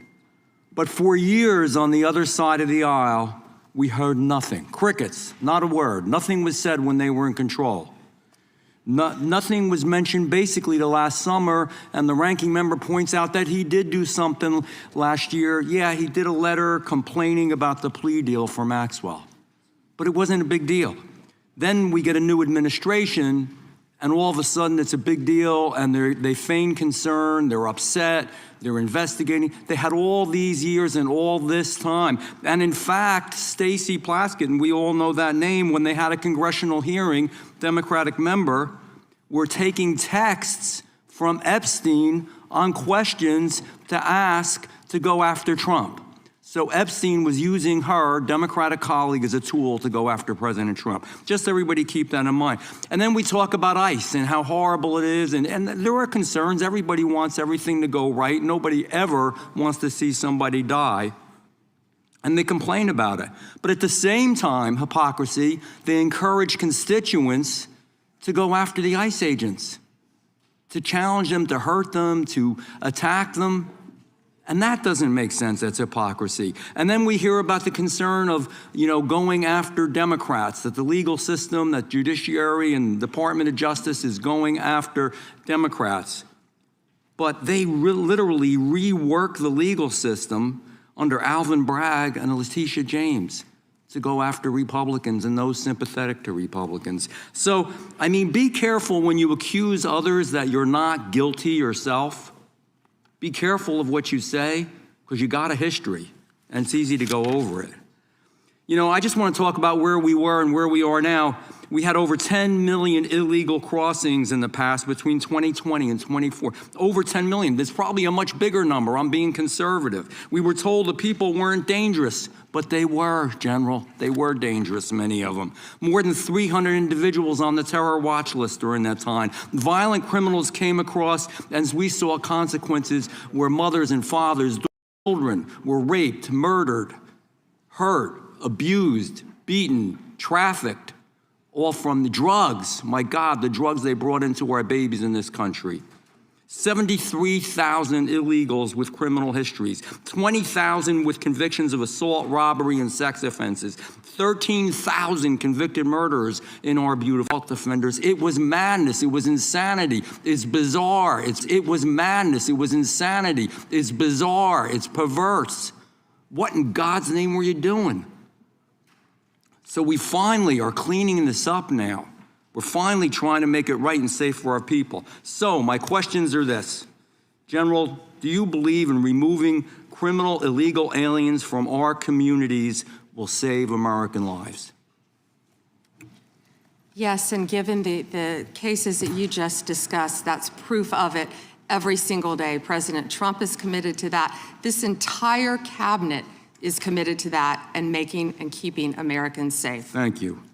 Would you agree that, and thank you for doing that, would you agree that allowing individuals with known criminal histories to enter and remain in the United States, we knew this back then, they knew it.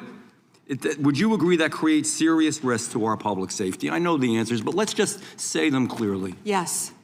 Would you agree that when dangerous individuals are released instead of detained, and they were released over and over and over again, and these are the real issues. This is really what America cares about. They want their children and their families to be safe. Do you think if you release them instead of detaining them, that crimes will happen because of that? Absolutely. Would you agree that, I'm sorry. And it did. And it did, thank you. Would you agree that cooperation between, and this is a biggie, and I'm going to ask you to elaborate on this. This is a big deal. This is why some of the problems we're seeing in some of the places like Minnesota are happening. That cooperation between federal and local enforcement, which we always used to have, helps remove violent offenders from our communities, that we should be a team. Yes. And can you elaborate on that a little bit? In other words, when the local enforcement is forced by the politicians, not their fault, not to do their job and not cooperate, why does it create the situations that we see where we have need for crowd control? By the way, they're not peaceful. Those are not peaceful protesters. We know what a peaceful protester is. When you spit on law enforcement, when you push them, when you hit them, when you beat their car. If you can answer the question, thank you. Time's expired. I'll yield back. You may answer the question. Thank you. Yes, I spent 4 days myself in Minnesota, in Minneapolis. What I will say about some of these sanctuary cities, some of these democratic cities, law enforcement, they quietly want to work with us. I've spoken to law enforcement in multiple cities who want to work with us. And yes, we're going to do everything we can to keep our citizens safe, whether or not these Democrat-controlled sanctuary cities do or don't. And damn it, that's what really matters. I yield back. Time is expired. Mr. Chair, I have a UC. Ms. Crockett from Texas is recognized for UC. Thank you so much. Donald Trump's approval rating implodes on his strongest issue. This is from Newsweek today. It says 40% of people approve of Trump's handling of immigration and border security, while 60% disapprove. Without objection, that is a admitted. net drop. Now I recognize the gentleman 20. from California, Mr. Liu.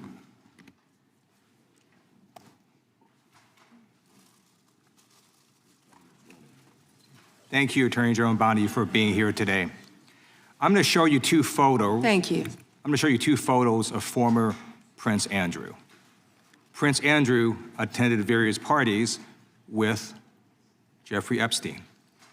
Under the law Congress passed, you were allowed to redact photos to protect the victims of Epstein's sex trafficking operation.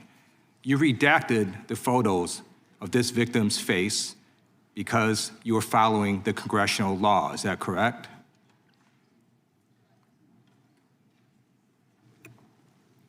I'm sorry that we redacted the victim's Because you were face? following the congressional law, correct? Yes. Okay.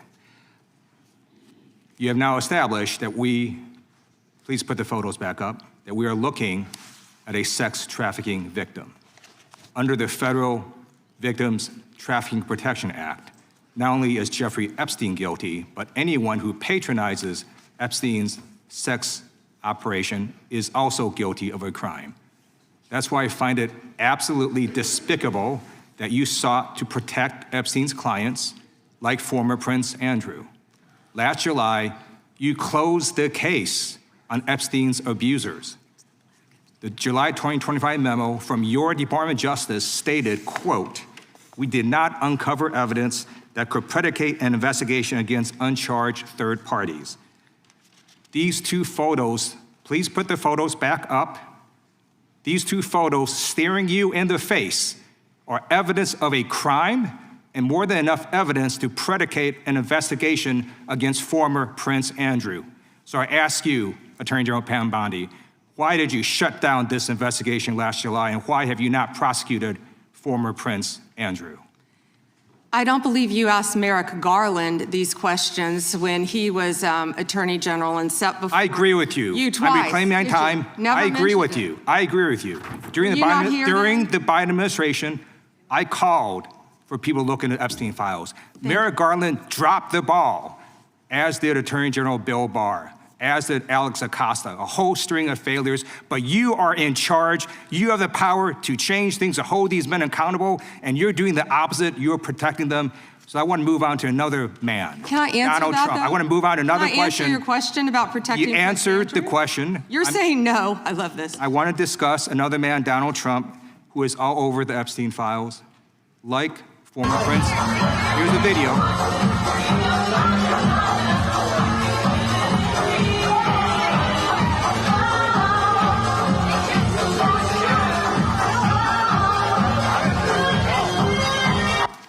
Like former Prince Andrew, Donald Trump attended various parties with Jeffrey Epstein.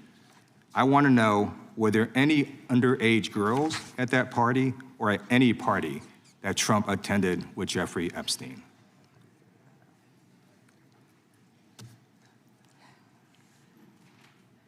This is so ridiculous, and that they are trying to deflect from all the great things Donald Trump has done. There is no evidence that Donald Trump has committed a crime. Everyone knows that. This has been the most transparent presidency. He's the one that asked that those files I'm reclaiming my time. be I got your released. answer. You said there's no President evidence. Trump asked Mr. Chairman, please that stop the he clock. sign Stop the clock. the legislation.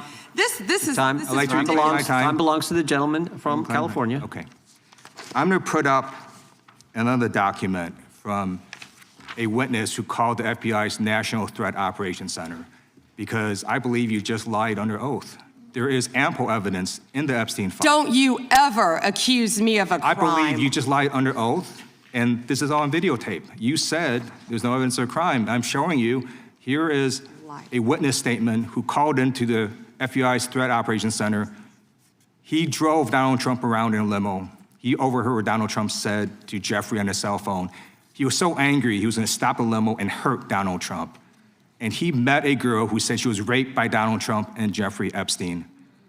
She later had her head blown off, and officers at the scene said that could not have been suicide. No one at the Department of Justice interviewed this witness. You need to interview this witness immediately. Epstein should rot in hell, so should the men who patronized his operation.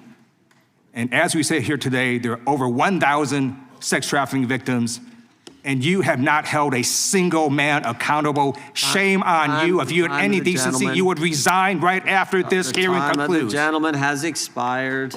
May I respond? Yeah, I don't know how you respond. No one can. I did not ask a question, Ms. He doesn't You're allowed want to talk to. about I did the not ask a horrific question. crime in California. He does not want to talk about I did not ask a crime question. in his state. She can't just Attorney ad-lib General. stuff. I did not ask a question. Meeting will be in order. The gentleman has yielded back his time. I think our next witness will be more than happy to let the Attorney General Madam respond. Attorney General, would you like to? Gentleman from Alabama is recognized for 5 minutes. You have a few minutes to respond. Thank you, Congressman. This is what Congressman Liu didn't want to talk about.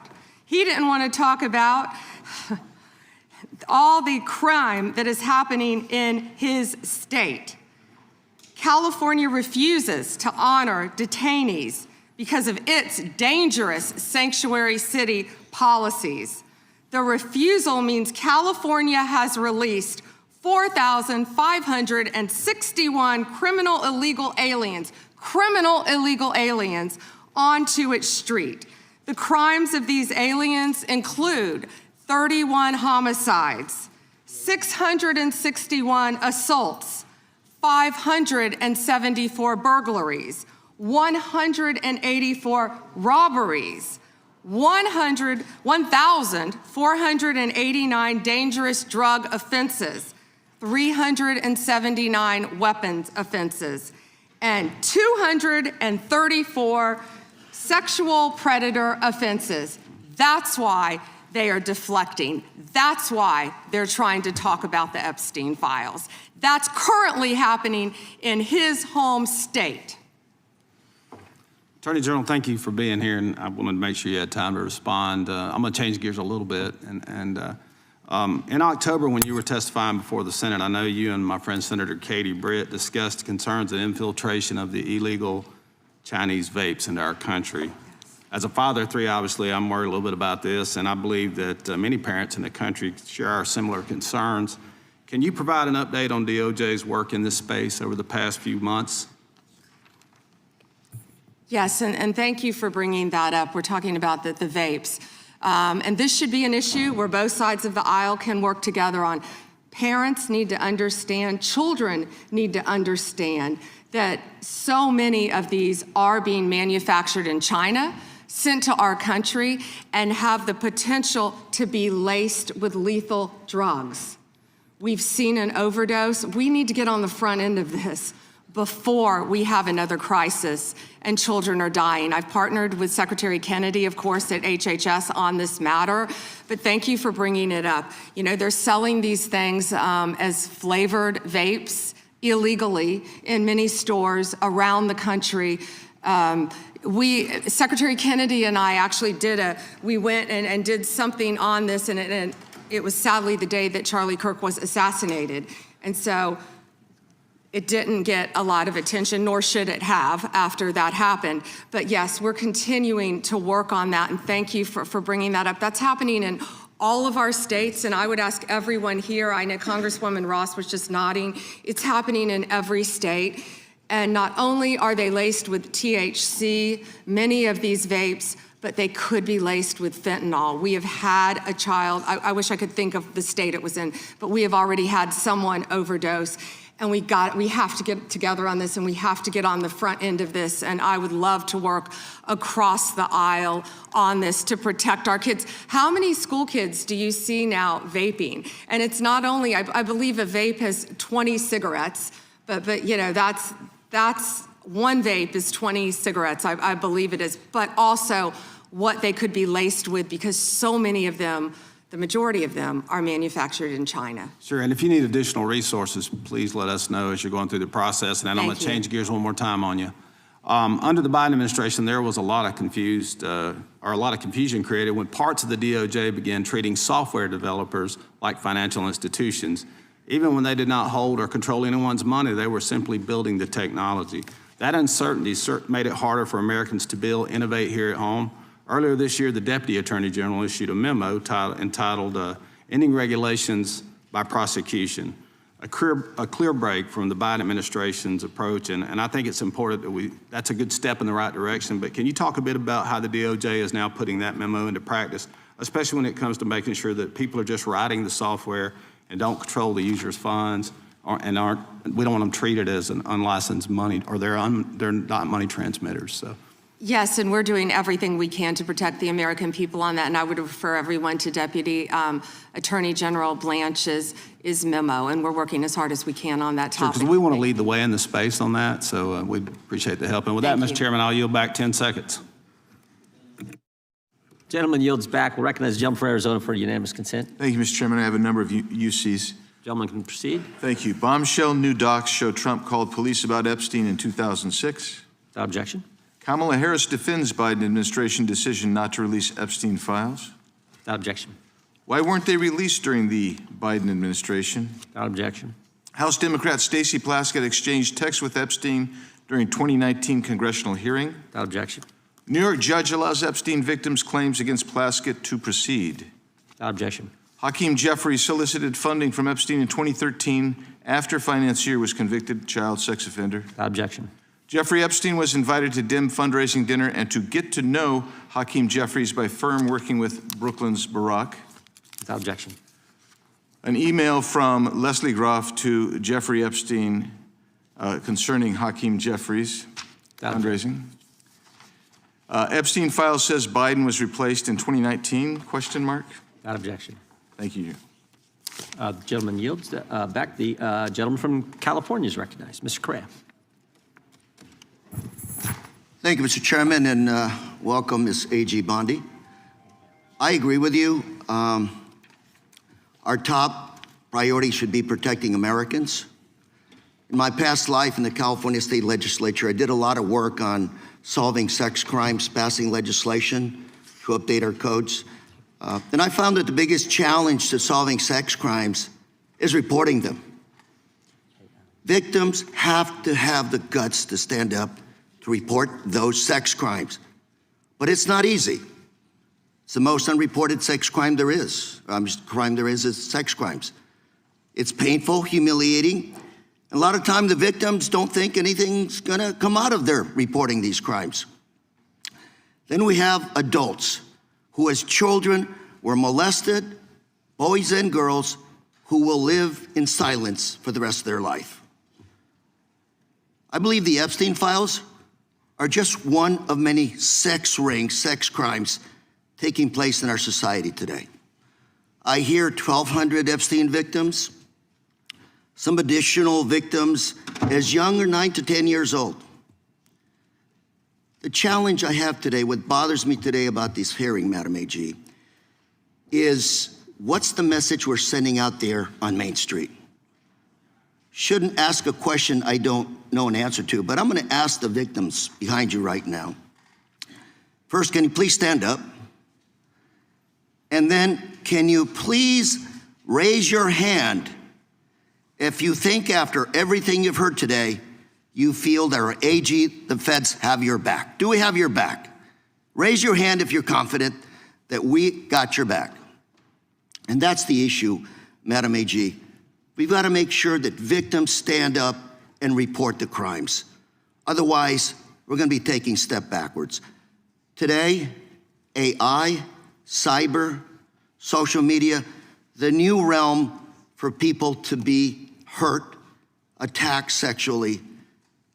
These are the areas I'd welcome the opportunity to work with you on. It's not your problem, it's not my problem, it's our problem. But to have redacted files that are not showing us the names of these predators is wrong. These are very powerful people. This was a very expensive business, and we don't know who they are. I would imagine they're very prominent Republicans, very Republican Democrats, and we are covering up for them. We got to know what's going on out there, Madam AG. It looks like you want to say something. I'm going to give the opportunity to address my statement.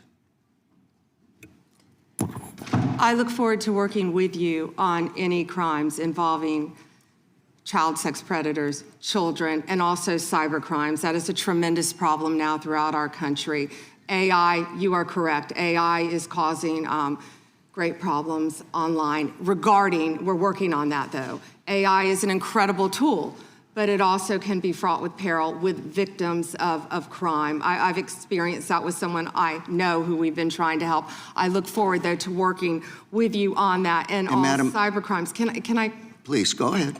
And as I said before, to any victims, we ask them to come forward to our office, and we want to work with them. I have never not worked with a victim, and I believe I've actually spoken to several of the Madam, victims' if I can reclaim my time, I only have a minute. behind me. If I can reclaim my time. I just think we start out by making sure those redactions are unredacted, those Epstein files, to make sure that the public, according to the law, following the law, that those names in those files are made public. We have to make sure we tell those predators there is no place for them to hide, and if they commit the crime, they're gonna fry for it. It starts with showing us the names of the perpetrators in the Epstein files. May I respond to that? Sure. Okay. So if any man's name was redacted that should not have been, we will, of course, unredact it. If a victim's name was unredacted, please bring it to us and we will redact it. We were given 30 days to review and redact and unredact millions of pages of documents. Our error rate is very low, but there are victims are always right behind you. We've got to convince them that we're doing a good job everything we can to help protecting the them. victims. We will Thank do you, everything Mr. we can. Chair, I'm out of time. Gentleman yields back. The gentleman from California, Mr. Kiley, is recognized. Thank you, Mr. Chair. Good morning, Madam Attorney General. I wanted to return to a point that the chairman raised at the beginning of this hearing, which is these jurisdictions that refuse to honor detainer requests from Immigration and Customs Enforcement, often called sanctuary jurisdictions. Now, I know that you are not involved directly in immigration operations per se, but you do deal with the legal issues surrounding these jurisdictions. So let's say we have someone who's here illegally, who has committed a crime that, like the thousands of people you mentioned in California, murderers, sexual predators, drug traffickers. If that individual is in detention in a jurisdiction that has a sanctuary policy where they do not honor ICE detainers versus in any other jurisdiction where they do, how does the nature of apprehending that person, how does the nature of ICE's involvement in that operation differ in those two circumstances? Well, I believe you've seen that in Minnesota, where people were not cooperating with us. I believe there a lot of local law enforcement did want to cooperate, but we are doing everything in our power to arrest and deport illegal criminal aliens, and that is not going to stop under Donald Trump's administration. You know, why sanctuary cities are so dangerous, what we've seen in Minneapolis. Where do all the criminals go? The gangs, TDA, MS-13. Where are they going to go? They're going to go to a sanctuary jurisdiction because they believe they're protected, and that's not fair to the citizens of those cities. Yeah, and this is a point that there at least used to be a lot of consensus on. The idea that, you know, it's better to do a handoff to the immigration authorities in a custodial setting rather than releasing them where they have to be apprehended in the community. This is Alejandro Mayorkas when he was before this committee, not exactly a paragon of border security, but he said, "I do not consider it in the service of public safety to release an individual into the community when that individual can be released to Immigration and Customs Enforcement for prompt removal." Now, his words are one thing, his actions are another. But when you have jurisdictions across the country, including my state of California, doing systematically precisely the thing that even Alejandro Mayorkas said threatens public safety, I mean, what does that say to you? It's a danger to the citizens of your community, and thank you for fighting to protect them. Absolutely. And you know, we're having this conversation right now in relation to Homeland Security funding. And I believe there are some common sense reforms that have been proposed that folks on both sides would agree make sense. But those reforms have to go hand in hand with reforming this reckless practice of refusing to cooperate, refusing to honor detainers, and declaring oneself to be a sanctuary. So I'm hoping that we can find bipartisan support for what has long been a bipartisan principle. I want to go to a second topic, which is the school board memo, which I know that you have rescinded. And it was initially promulgated by Attorney General Garland when he came into office with President Biden, essentially opening an investigation into parents who were showing up at school board meetings and expressing their views on COVID policies, masks, various other issues, and using the full apparatus of federal law enforcement and counterterrorism to go after these parents. Now, he said this was because there was an increase of threats, but when even his own FBI director, Christopher Wray, was before this committee, he said there was no evidence of an increase in threats. Yet nevertheless, when I asked him if he regretted the memo, Attorney General Garland said there was absolutely nothing wrong with the memo. Now, I take it you disagree with that, having now rescinded it? Absolutely. That was one of the main focuses of President Trump and this administration. We will protect parents at school boards. We will protect children in schools. We will protect parents' rights for their children's education in our school system in this country. We will protect Christians. We will protect everyone who wants to freely protest. If Christians want to protest in front of an abortion clinic without being arrested, they will do so. Thank you very much. And finally, I thank you for your efforts to step up the detection and rooting out of fraud. My home state is California. Any idea if there might be any fraud going on in California?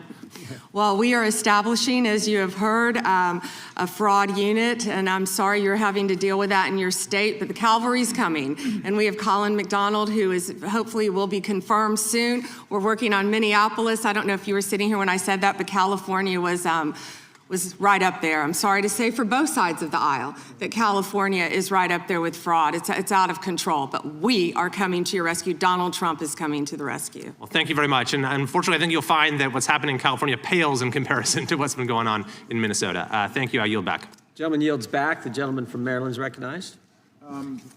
Actually, I think the gentlelady from Pennsylvania. Gentleman from Pennsylvania is recognized. Thank you, Mr. Chairman. Ms. Bondi, I'm here.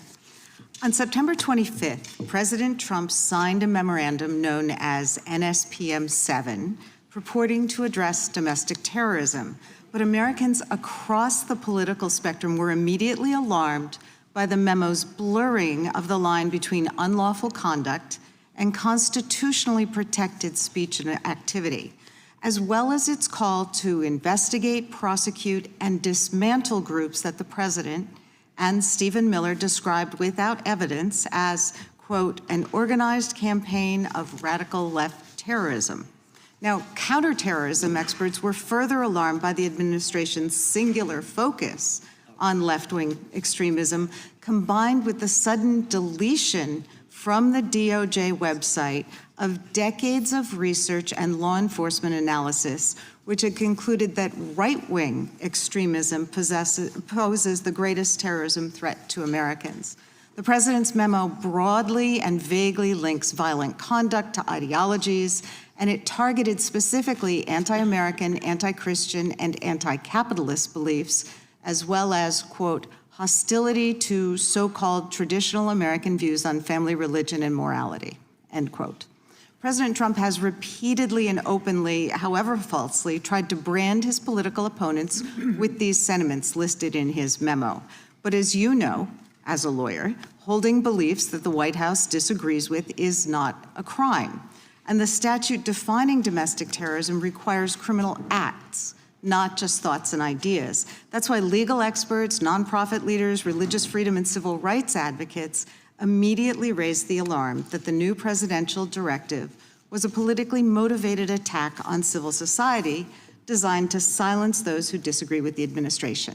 So Ms. Bondi, Section 3 of that memo directed you, as Attorney General, to submit to the President and Stephen Miller a list of groups or entities whose members are engaged in acts that meet the definition of domestic terrorism. And then on December 4th, you directed the FBI to work with a variety of law enforcement entities to compile a list of groups and entities engaged in such acts by January 3rd, 2026, and to update that report every 30 days thereafter. So can we assume that you or persons under your direction at the Department of Justice have prepared that list of groups or entities who are designated as domestic terrorist organizations? And I just remind you, that's a yes or no question. Did you prepare the list? I'm not going to answer it yes or no, but what I will say is I know Antifa is part of that. I will talk to you about that. I'm reclaiming my time. I asked you whether you an Antifa member was list. Arrested in Minneapolis I'm federal reclaiming court for my cyber time. stalking. Did you they have ask a question list? and don't want an answer. The answer is yes or no. Time belongs to the gentlelady from Pennsylvania. Gentlelady can proceed. Okay. So will you commit to providing this committee with any list of organizations that you have recommended be designated as domestic terrorist organizations? We will comply with the law in all matters. Will you commit to provide this committee with your list of entities that you recommend be designated as domestic terrorist organizations?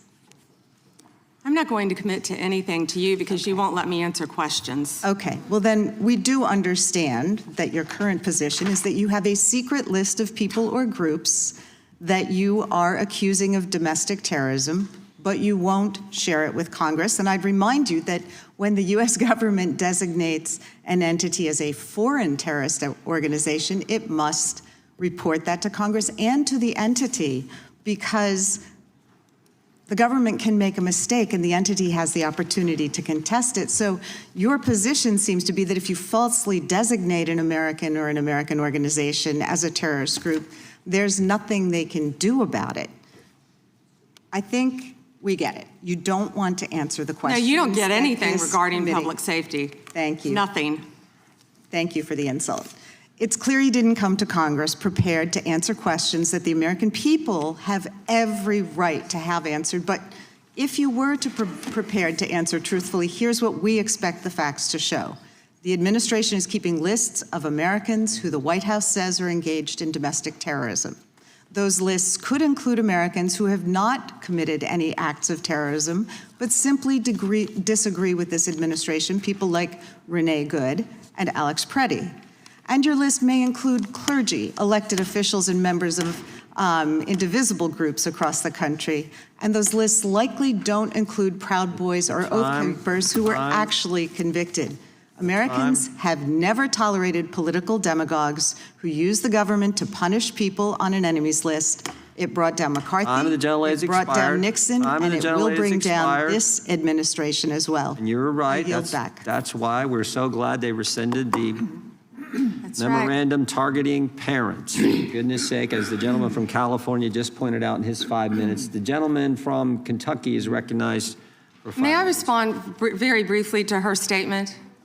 Well, I think we can do that probably on one of our members' time. Okay, thank you. I don't want that to get away. Thank you. Yep. Thank you, Mr. Chairman. Behind me, I have 3 documents from the DOJ production that are emblematic of the massive failure of the DOJ to comply with the Epstein Files Transparency Act.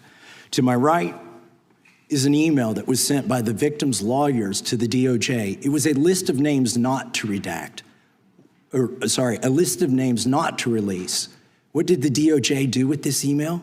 They released this email in the document production. Literally the worst thing you could do to the survivors, you did. And they're getting phone calls. A lot of these people didn't want to be known.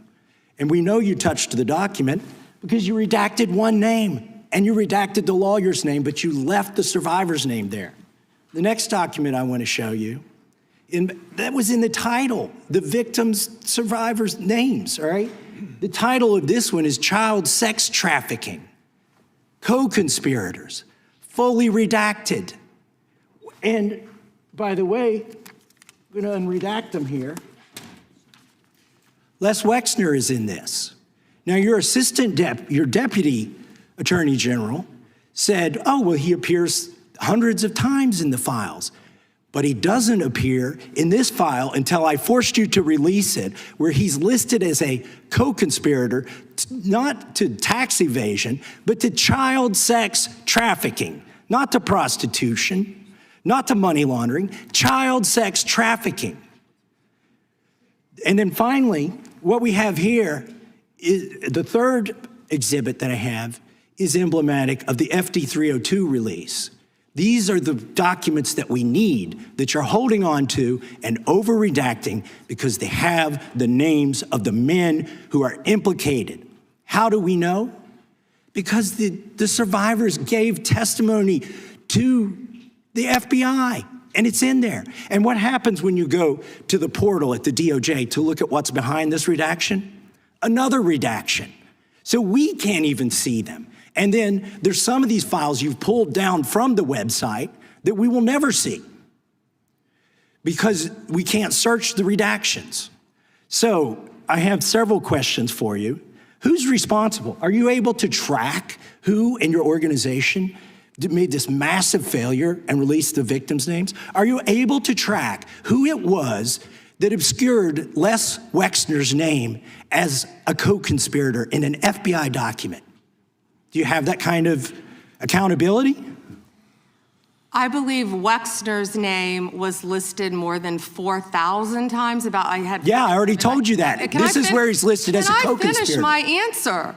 Come on, let me finish my answer.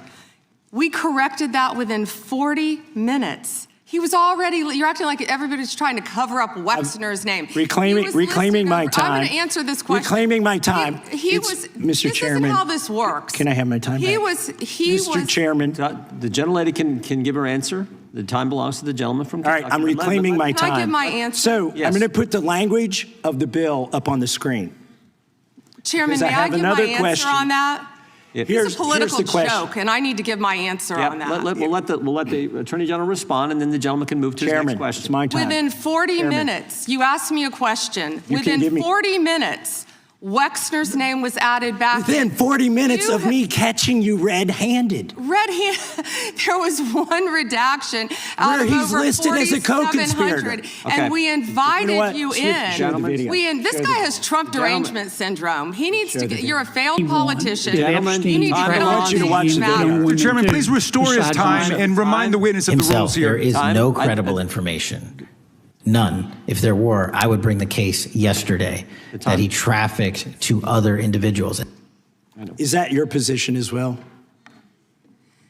My position is any victim who comes forward, of course, we would love to hear from them. 1-800-CALL-FBI. Did you ask Merrick Garland that the last 4 years? Did you talk about Epstein? I am reclaiming my time. I'm glad you're asking about Merrick Garland. You don't get to reclaim because time this when is you don't, bigger than Watergate. When I don't answer a question the way you goes want. over 4 administrations. You don't have to go back to Biden. Let's go back to Obama. Let's go back to George Bush. This cover-up spans decades, and you are responsible for this portion of it. And that's now, where the I want to know at transparent- what point did the FBI and the DOJ decide that Lex Wexner was not a co-conspirator? Because our Epstein Files Transparency Act requires you, please put it back on the screen, please, to release the internal decision about whether to prosecute him or not, and it's not in the files, and it's not in the files for any of these other men. Time of the gentleman has expired. May she answer? And he's a hypocrite because he voted against the ban that we were talking about on deep fake AI porn. Only 2 people voted against it, and you were one of them, hypocrite. The gentleman's time has expired. She didn't answer the question. Mr. Chairman, Mr. Chairman, could she answer the question? Chairman, I was wondering. The gentlelady's allowed, the Attorney General's allowed to respond the way she wants to respond to any member's questions, Republican, Democrat. All right, I have unanimous consent request. Gentleman's recognized for a UC. All right. This is an example. I'm submitting these 302 forms that are entirely redacted, even when you go to look at them. Without objection. I'm submitting a witness statement that implicates Les Wexner. Without objection. I'm submitting an article from the New York Times that the DOJ released nude photos and identifiable pictures of the victims. I'm submitting a letter from AG Bondi to Kash Patel, imploring him to quit keeping the files when you found out that they were keeping files from you, because they're still redacting files that you... Chairman, are we going to recess for votes? Yes, we are. I'm submitting for unanimous consent a document of 17 individuals who've resigned because of the Epstein files. Without objection.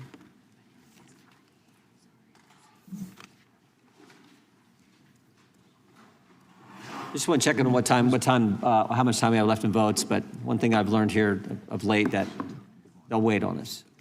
How much time do we have? Oh, they just called it. Okay. The chair now recognizes the gentleman from Maryland. And thank you, Mr. Chairman. I want to start by saying I appreciate what you said, Attorney General Bondi, and you said it to me personally, that you take the personal security of every member of Congress seriously and that people can contact you about that. And in these times, that's a very serious matter. So I thank you for that. Article 2, Section 1, Clause 7 of the Constitution is the Domestic Emoluments Clause. And it says that the president is limited to his salary in office and cannot receive any other money from the federal government while he's in office. It cannot be increased by $1. This president is the first president in U.S. history who has repeatedly sued the federal government for $230 million for the judicial search warrant at Mar-a-Lago, which was perfectly lawful and was never struck down. But now he's suing the IRS for $10 billion. He's suing the IRS for $10 billion, which I think is around 80% of its annual budget, because his tax returns were leaked. And they were illegally leaked by a private contractor who actually is in prison now, Charles Littlejohn, but he wants $10 billion. Now, I want to ask you the question of whether you think it would violate the Domestic Emoluments Clause for you to settle that $10 billion case or any of the other claims that the president has made against the government. He himself has remarked, it's interesting because I'm the one that makes the deal, right? And he says, I kind of have to work it out with myself. Do you think it would violate the Domestic Emoluments Clause for the president to work out a deal from people who are his subordinates under his unitary executive theory to get money in one of these cases? I'm not going to discuss pending litigation. Okay, so theoretically you're saying because his privacy rights were violated in that tax case, and they were. I'm with the president on that. I mean, his Mar-a-Lago thing is ridiculous, but there's no doubt that his tax returns, despite the fact that he promised to release them, despite the fact that every other president released the tax returns, he suffered embarrassment when it showed that he hadn't paid taxes for several years, and he had a right for that not to happen. Now, I want to turn back to the Epstein survivors, because President Trump may have been a little bit embarrassed by the release of those tax returns. How much do you think the claims of these survivors are worth? As the good congressman from Kentucky just pointed out, there were lots of survivors who had decided, for reasons of their own, never to release their names. That determination was represented to people in Congress, and we built it into our federal law that their names could not be released, and yet you published their names, their phone numbers, their addresses, personally identifying information. If Donald Trump can get $10 billion theoretically from the Department of Justice, how much should these people get for a far worse violation of their privacy rights and a far greater danger established to them in their lives?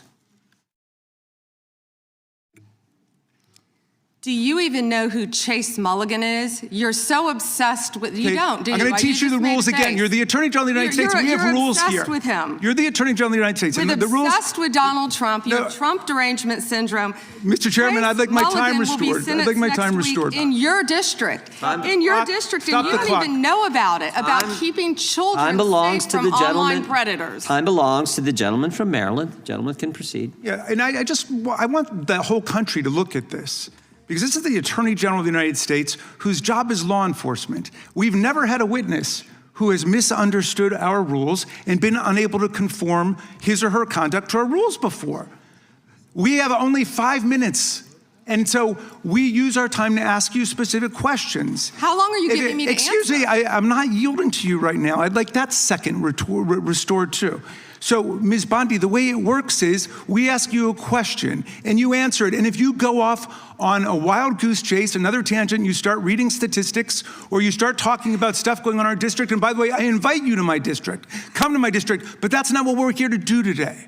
Okay, so, and you do that, then we're allowed to say we reclaim our time. At that point, you have to be quiet. You have no choice. You have to be quiet. So I hope you understand the rule of this point. Now, here's what I want to ask you. You're in law enforcement. We've seen all kinds of evidence of crimes. And when we go over to the Department of Justice for the 4 computers for every member of Congress, we see more evidence of crimes. Will you create a joint task force of the Department of Justice and governors and state attorney generals and district attorneys across the country to investigate the crimes that have taken place against these victims and more than 1,000 like them? The DOJ is not doing its job. Will you create a task force with state and local law enforcement to make that happen? Gentlelady can respond if she wants to. Thank you, Chairman. He called Chase Mulligan a wild goose chase and didn't even know who he was. He is a defendant in your own district who preyed on girls. Mr. Chairman. Well, you know what? If he were part of the Epstein investigation, you wouldn't do anything about it. Online chat rooms and committed sextortion. Yet he didn't even know in your tiny little district who he was. Mr. Chairman, she's embarrassing you. He's about to be This is your committee, and she is embarrassing you. Shame on you. The time of the gentleman has expired. I would remind the committee that last Congress, Secretary Mayorkas was here numerous times, and he wouldn't answer our questions, even when we sent them to him ahead of time in writing. So that's what we've had to deal with. I think the Attorney General is doing just fine. We have votes shortly. I will go to the gentleman from Virginia, and then we will take a break to head to the floor. I thank the Chairman, Attorney General Bondi. Thank you for being here. And I wanted to thank you for your work at DOJ in restoring the rule of law, encouraging transparency surrounding Jack Smith's partisan investigations into President Trump, declassifying information about the Russia collusion hoax, cracking down on sanctuary jurisdictions, and establishing the National Fraud Enforcement Division. Let me first go to securing the border and immigration enforcement. Our new governor has recently rescinded 287G cooperation between the state and ICE. Can you talk about, have you evaluated the public safety impact, how that would affect safety in Virginia to withdraw that support and what that would do to criminal activity involving illegal immigrants in Virginia?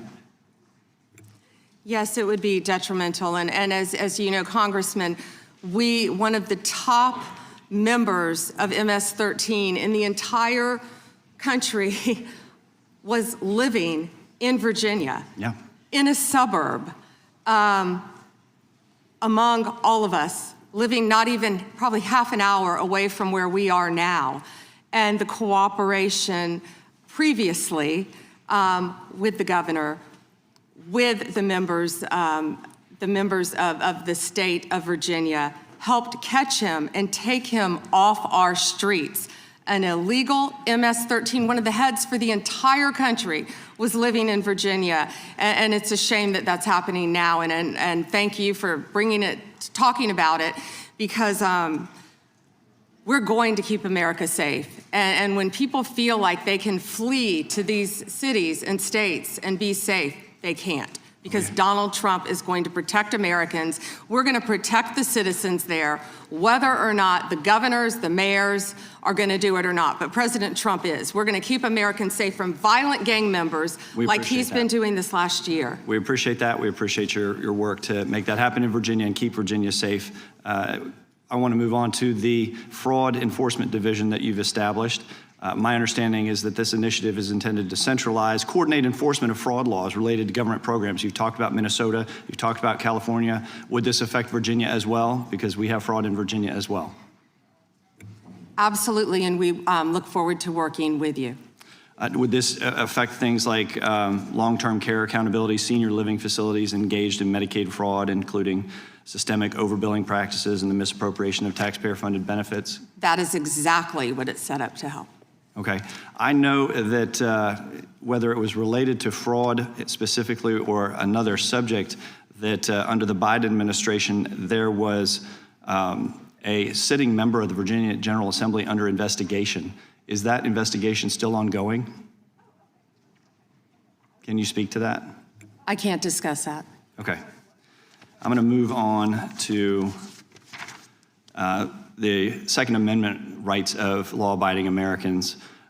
Last year, President Trump signed the One Big Beautiful Bill into law, which included the Hearing Protection Act, part of it that was sponsored by myself and Congressman Clyde. It reduced the national firearms tax, $200 tax on suppressors and short-barreled firearms to zero. And while the tax has been eliminated, the NFA's registration and paperwork requirements remain in effect. And your DOJ has said that that would, even though the tax was reduced to zero, that the registration requirement is still somehow necessary, even though with regard to Obamacare and the Affordable Care Act, when that mandate was, when that tax penalty was reduced to zero, you decided that the mandate was no longer necessary. How are you justifying the existence of this registry? Congressman, that's pending litigation right now. It is, and I hope you would reconsider. You would reconsider that. I yield back. The gentleman yield. The gentleman I yield to the chairman. I think that Attorney General Bondi, why did Jack Smith have to pay some secret source $20,000 of taxpayer money? Do you know the answer to that? I can't discuss anything on that matter, but that's a good question, Chairman Jordan. Well said. It's a good question because he subpoenaed just about every Republican in this town, got half the Congress's phone numbers if you were a Republican. But he has to pay some secret source a bunch of taxpayer money. We'd like to know, the committee would like to know how many other sources he paid. Was it more than $20,000? Why he had to do those things? We'd like to know when you can, if you could get that information to the committee. I think when you think about the guy who was trying to put the President of the United States in prison, ridiculous as that whole thing was, we'd kind of like to know the answer to that if you could. And with that, we're going to stand in recess. We will go as quickly as we can and vote. We have 2 quick votes on the floor, and we will be back. There is actually some lunch if you all need it. We have for our members, and since you're back here, you can have some. We normally have plenty. Mr. Chairman. We'll take a recess. Before you gavel out, can I ask for unanimous consent to enter to a record the article entitled Inside Trump's DOJ, dated October 16, 2020? Without objection, we stand in recess.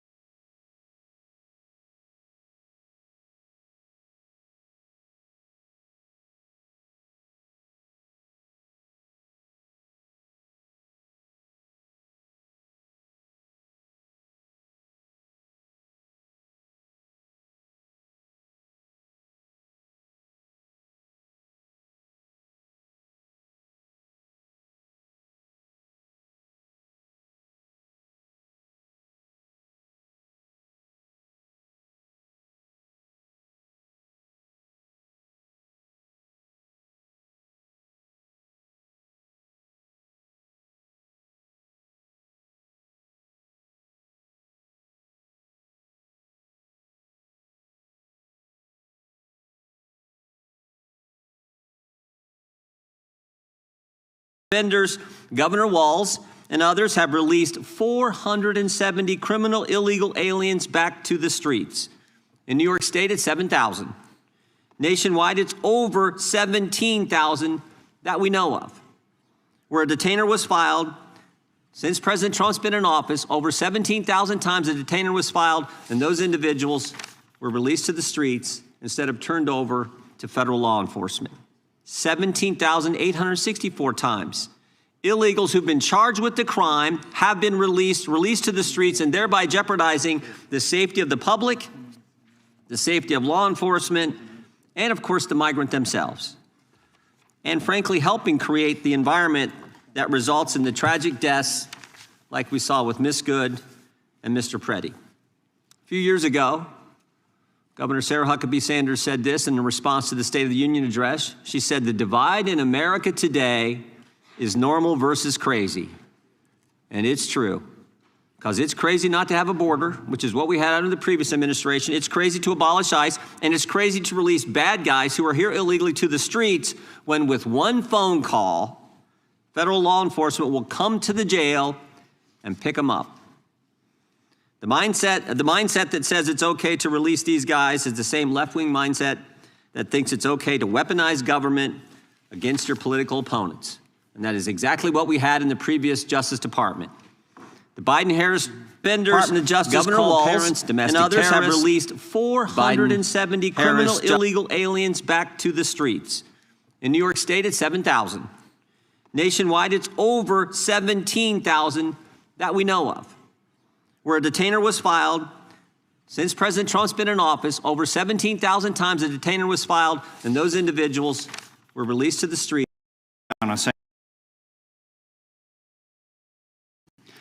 It is, and I would hold you. Yes. Governor Walz and others have released 470 criminal illegal aliens back to the streets. In New York State, it's 7,000. Nationwide, it's over 17,000 that we know of. Where a detainer was filed, since President Trump's been in office, over 17,000 times a detainer was filed, and those individuals were released to the streets instead of turned over to federal law enforcement. 17,864 times. Illegals who've been charged with the crime have been released to the streets, and thereby jeopardizing the safety of the public, the safety of law enforcement, and of course the migrant themselves. And frankly, helping create the environment that results in the tragic deaths like we saw with Miss Good and Mr. Preddy. A few years ago, Governor Sarah Huckabee Sanders said this in response to the State of the Union address. She said, "The divide in America today is normal versus crazy." And it's true, because it's crazy not to have a border, which is what we had under the previous administration. It's crazy to abolish ICE, and it's crazy to release bad guys who are here illegally to the streets when with one phone call, federal law enforcement will come to the jail and pick them up. The mindset that says it's okay to release these guys is the same left-wing mindset that thinks it's okay to weaponize government against your political opponents. And that is exactly what we had in the previous Justice Department. The Biden-Harris Department of Justice called parents domestic terrorists. The Biden-Harris Justice Department used FBI SWAT teams to arrest pro-life advocates. The Biden-Harris DOJ targeted traditional Catholics. The Biden-Harris DOJ pressured social media companies to censor Americans, and the Biden-Harris Justice Department launched not one, but 2 investigations into President Trump, spending over $35 million to try to bring down their political opponent. To further this effort, they sought the phone records of over a dozen Republican members of Congress. Even the Democrats said this was wrong. They got bank records for scores of White House officials. They even paid at least one confidential human source $20,000 for information on President Trump. And of course, while doing all this, they couldn't tell us who planted the pipe bombs, who leaked the Dobbs opinion, and who put cocaine in the White House. But thank goodness the American people saw through it all. Americans were tired of being targeted for their beliefs, tired of the lawfare, tired of the rampant crime throughout this country, and that's why they overwhelmingly elected President Trump. And what a difference a year makes. What a difference a year makes. Under Attorney General Bondi, the DOJ has returned to its core missions, upholding the rule of law, going after the bad guys, and keeping Americans safe. The Trump Justice Department has restored the rule of law. Murders are down nationwide by 20%. In D.C., violent crime is down by 28%. The federal surge in D.C. resulted in 8,000 arrests, the seizure of 800 illegal guns, and the recovery of 16 missing kids. The Trump Justice Department apprehended a suspect in the pipe bomb investigation, and they've arrested 6 of the FBI's top 10 most wanted fugitives in just 1 year. Of course, they arrested narco-terrorist Nicolas Maduro, and they seized a record number of drugs flowing into this country. Trump Justice Department put an end to targeting Americans for their beliefs. Attorney General Bondi rescinded Attorney General Garland's anti-parent memorandum.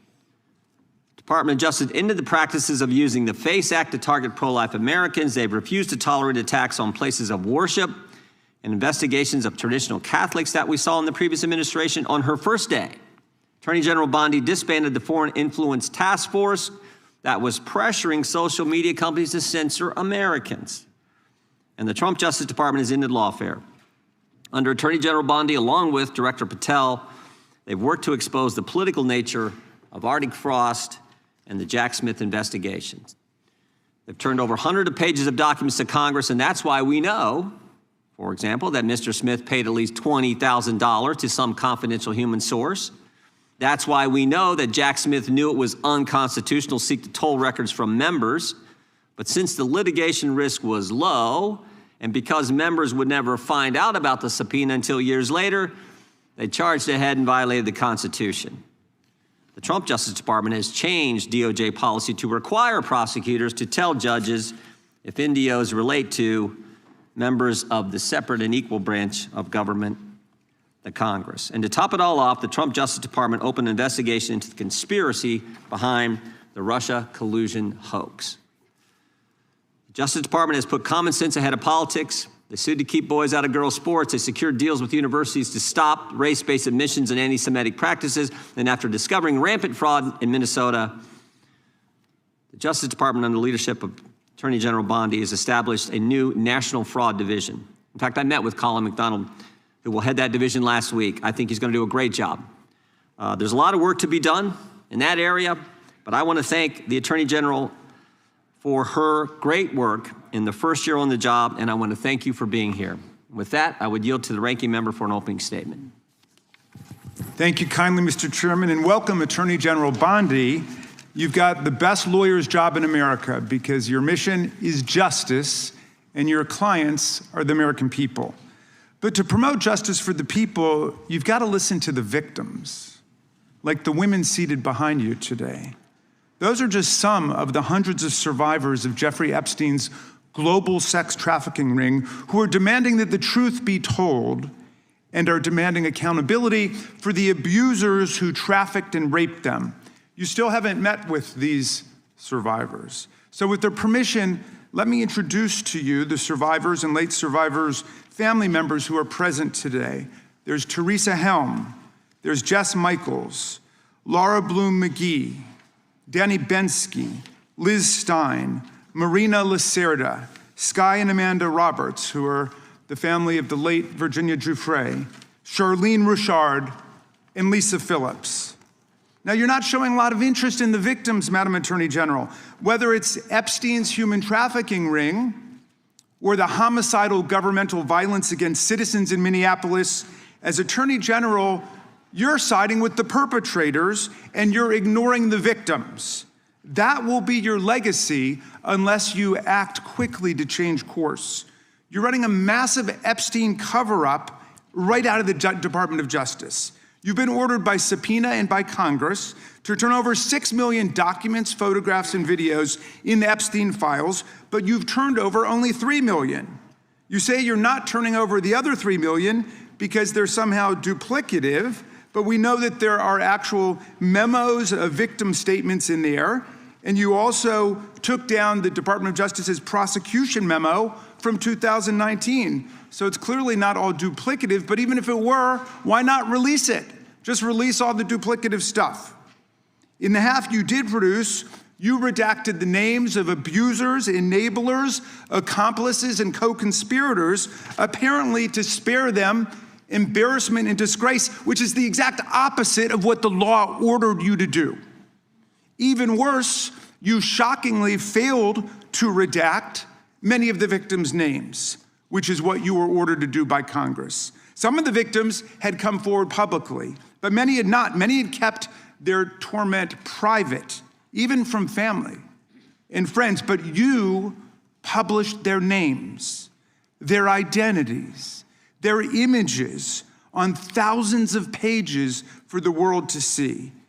So you ignored the law, and even with over 100,000 employees at your disposal, you acted with some mixture of staggering incompetence, cold indifference, and jaded cruelty towards more than 1,000 victims raped, abused, and trafficked. This performance screams cover-up. Convicted sex trafficker and groomer Ghislaine Maxwell opened the gates of hell to Virginia Giuffre and hundreds of other victims, as Virginia recorded in her remarkable book, Nobody's Girl. But when Maxwell was subpoenaed to come testify before Congress, you and Todd Blanche quickly moved her from a higher security prison to a minimum security camp in Texas, where she's enjoyed 5-star treatment, including catered meals, private gym time, and access to a therapy puppy. All because Todd Blanche, who's utterly failed to investigate the monstrous crimes of Epstein and Maxwell's co-conspirators, spent 9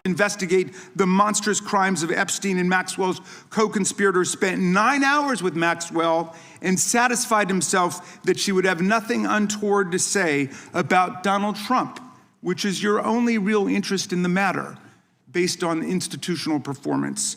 But abandoning victims and coddling perpetrators is what you do best. When the FBI opened a criminal investigation into the brutal killing in Minneapolis of Renee Good, a poet and 37-year-old mother of 3, by Trump's masked paramilitary ICE agents, you shut it down.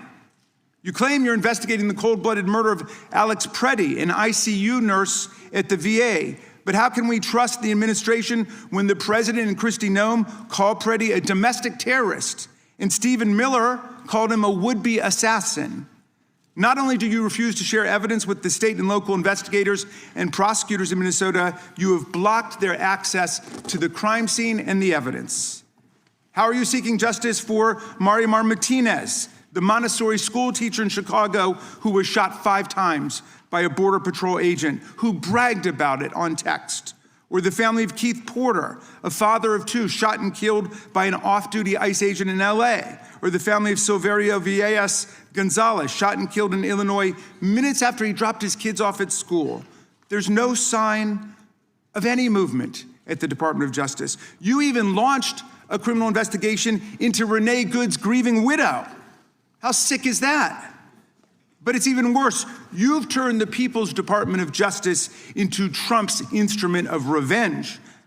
Trump orders up prosecutions like pizza, and you deliver every time. He tells you to go after James Comey, Letitia James, Lisa Cook, and Jerome Powell, the head of the Federal Reserve Board, and members of Congress like Adam Schiff, Mark Kelly, Alyssa Slotkin, Chrissy Houlihan, Jason Crow, Chris Deluzio, and Maggie Goodlander, to name a few, and you snap to it. You replace real prosecutors with counterfeit stooges who robotically do the president's bidding. Nothing in American history comes close to this complete corruption of the justice function and contamination of federal law enforcement. And the good news is many serious lawyers at DOJ, including some of your own original appointees, have refused your lawless orders. Danielle Sassoon, your original pick for acting U.S. Attorney in Manhattan, resigned rather than follow your corrupt order to quash an indictment against Mayor Eric Adams as a political favor from Donald Trump. A Federalist Society member who clerked for Justice Scalia, U.S. Attorney Sassoon refused to participate in this blatantly corrupt scheme. Her top assistant, Hagan Scotton, an Iraqi war vet and 2-time Bronze Star recipient who clerked for Chief Justice Roberts, and then Judge Kavanaugh, promptly resigned too, writing to your office, quote, "I expect you will eventually find someone who is enough of a fool or enough of a coward to file your motion, but it was never going to be me." You and the president nominated Eric Siebert, a 15-year career prosecutor, to be your U.S. attorney for the Eastern District of Virginia. But after 5 months of investigating Letitia James and James Comey, He found no evidence to justify criminal charges. So you forced him out. You replaced him with Lindsay Halligan, Trump's personal lawyer from the Mar-a-Lago documents case, who had zero prosecutorial experience and no qualifications. And then you were humiliated when a federal judge found that this corrupt appointment was blatantly unlawful and threw out Halligan's indictments entirely. And grand juries of American citizens have repeatedly rejected your vendettas and baseless indictments brought by the hacks left at DOJ now, with 2 different grand juries in Virginia voting down indictments against Letitia James in a single week. And just yesterday, another grand jury shut down your vendetta factory by rejecting indictments against the 6 members of Congress who had spoken out to remind all service members that they have a duty to refuse illegal orders. You tried to get a grand jury to indict 6 members of Congress who are veterans of our armed forces on charges of seditious conspiracy simply for exercising their First Amendment rights. I hope you will heed the wisdom and the constitutional patriotism of those grand jurors and not try it again by doubling down on that humiliation.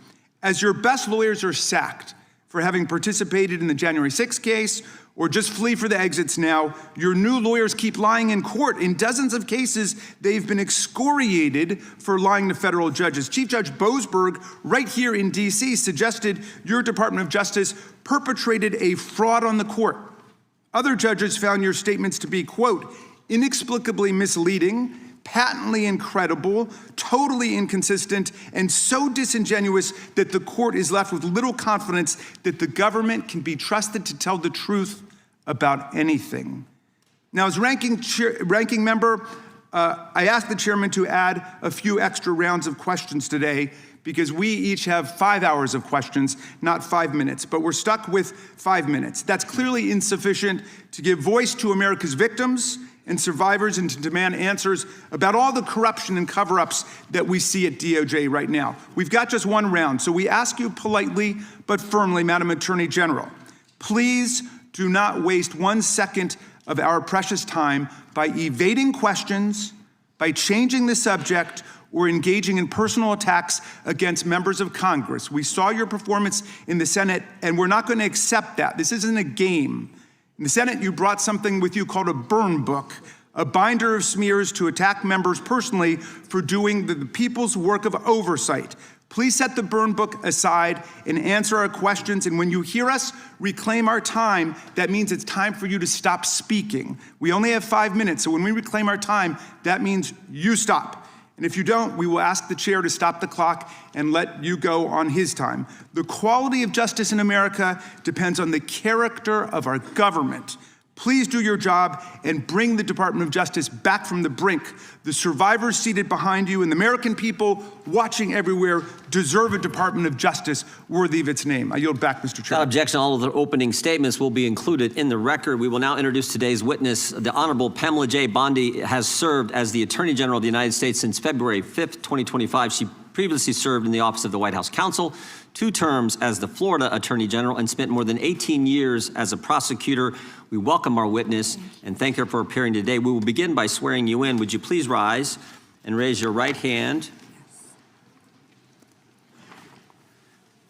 Do you swear or affirm under penalty of perjury that the testimony you're about to give is true and correct to the best of your knowledge, information, and belief, so help you God? I do. Let the record show that the witness has answered in the affirmative. Thank you. You can be seated. And please know that your written testimony will be entered into the record in its entirety. Accordingly, we ask that you summarize your testimony. Madam Attorney General, you may begin. Thank you. Thank you, Chairman Jordan, Ranking Member Raskin, and distinguished members of this committee. Thank you for hosting me here today. I'm grateful for the opportunity to answer your questions, highlight the work of our department, and discuss the most important topic of all, keeping the American people safe. A little over a year ago, I was sworn into office as the 87th Attorney General of the United States. I came into office with the goal of refocusing the Department of Justice on its core mission after years of bloated bureaucracy and political weaponization. The Department of Justice's core mission is to fight violent crime, protect the American people, and defend the rule of law above all else. While our work is never done, we have made tremendous progress to make America safe again. In 2025, we saw the lowest murder rate in 125 years. That's nothing short of historic. If you compare 25 to 24, here's what you'll find. The murder rate is down 21%, robbery down 23%, carjacking down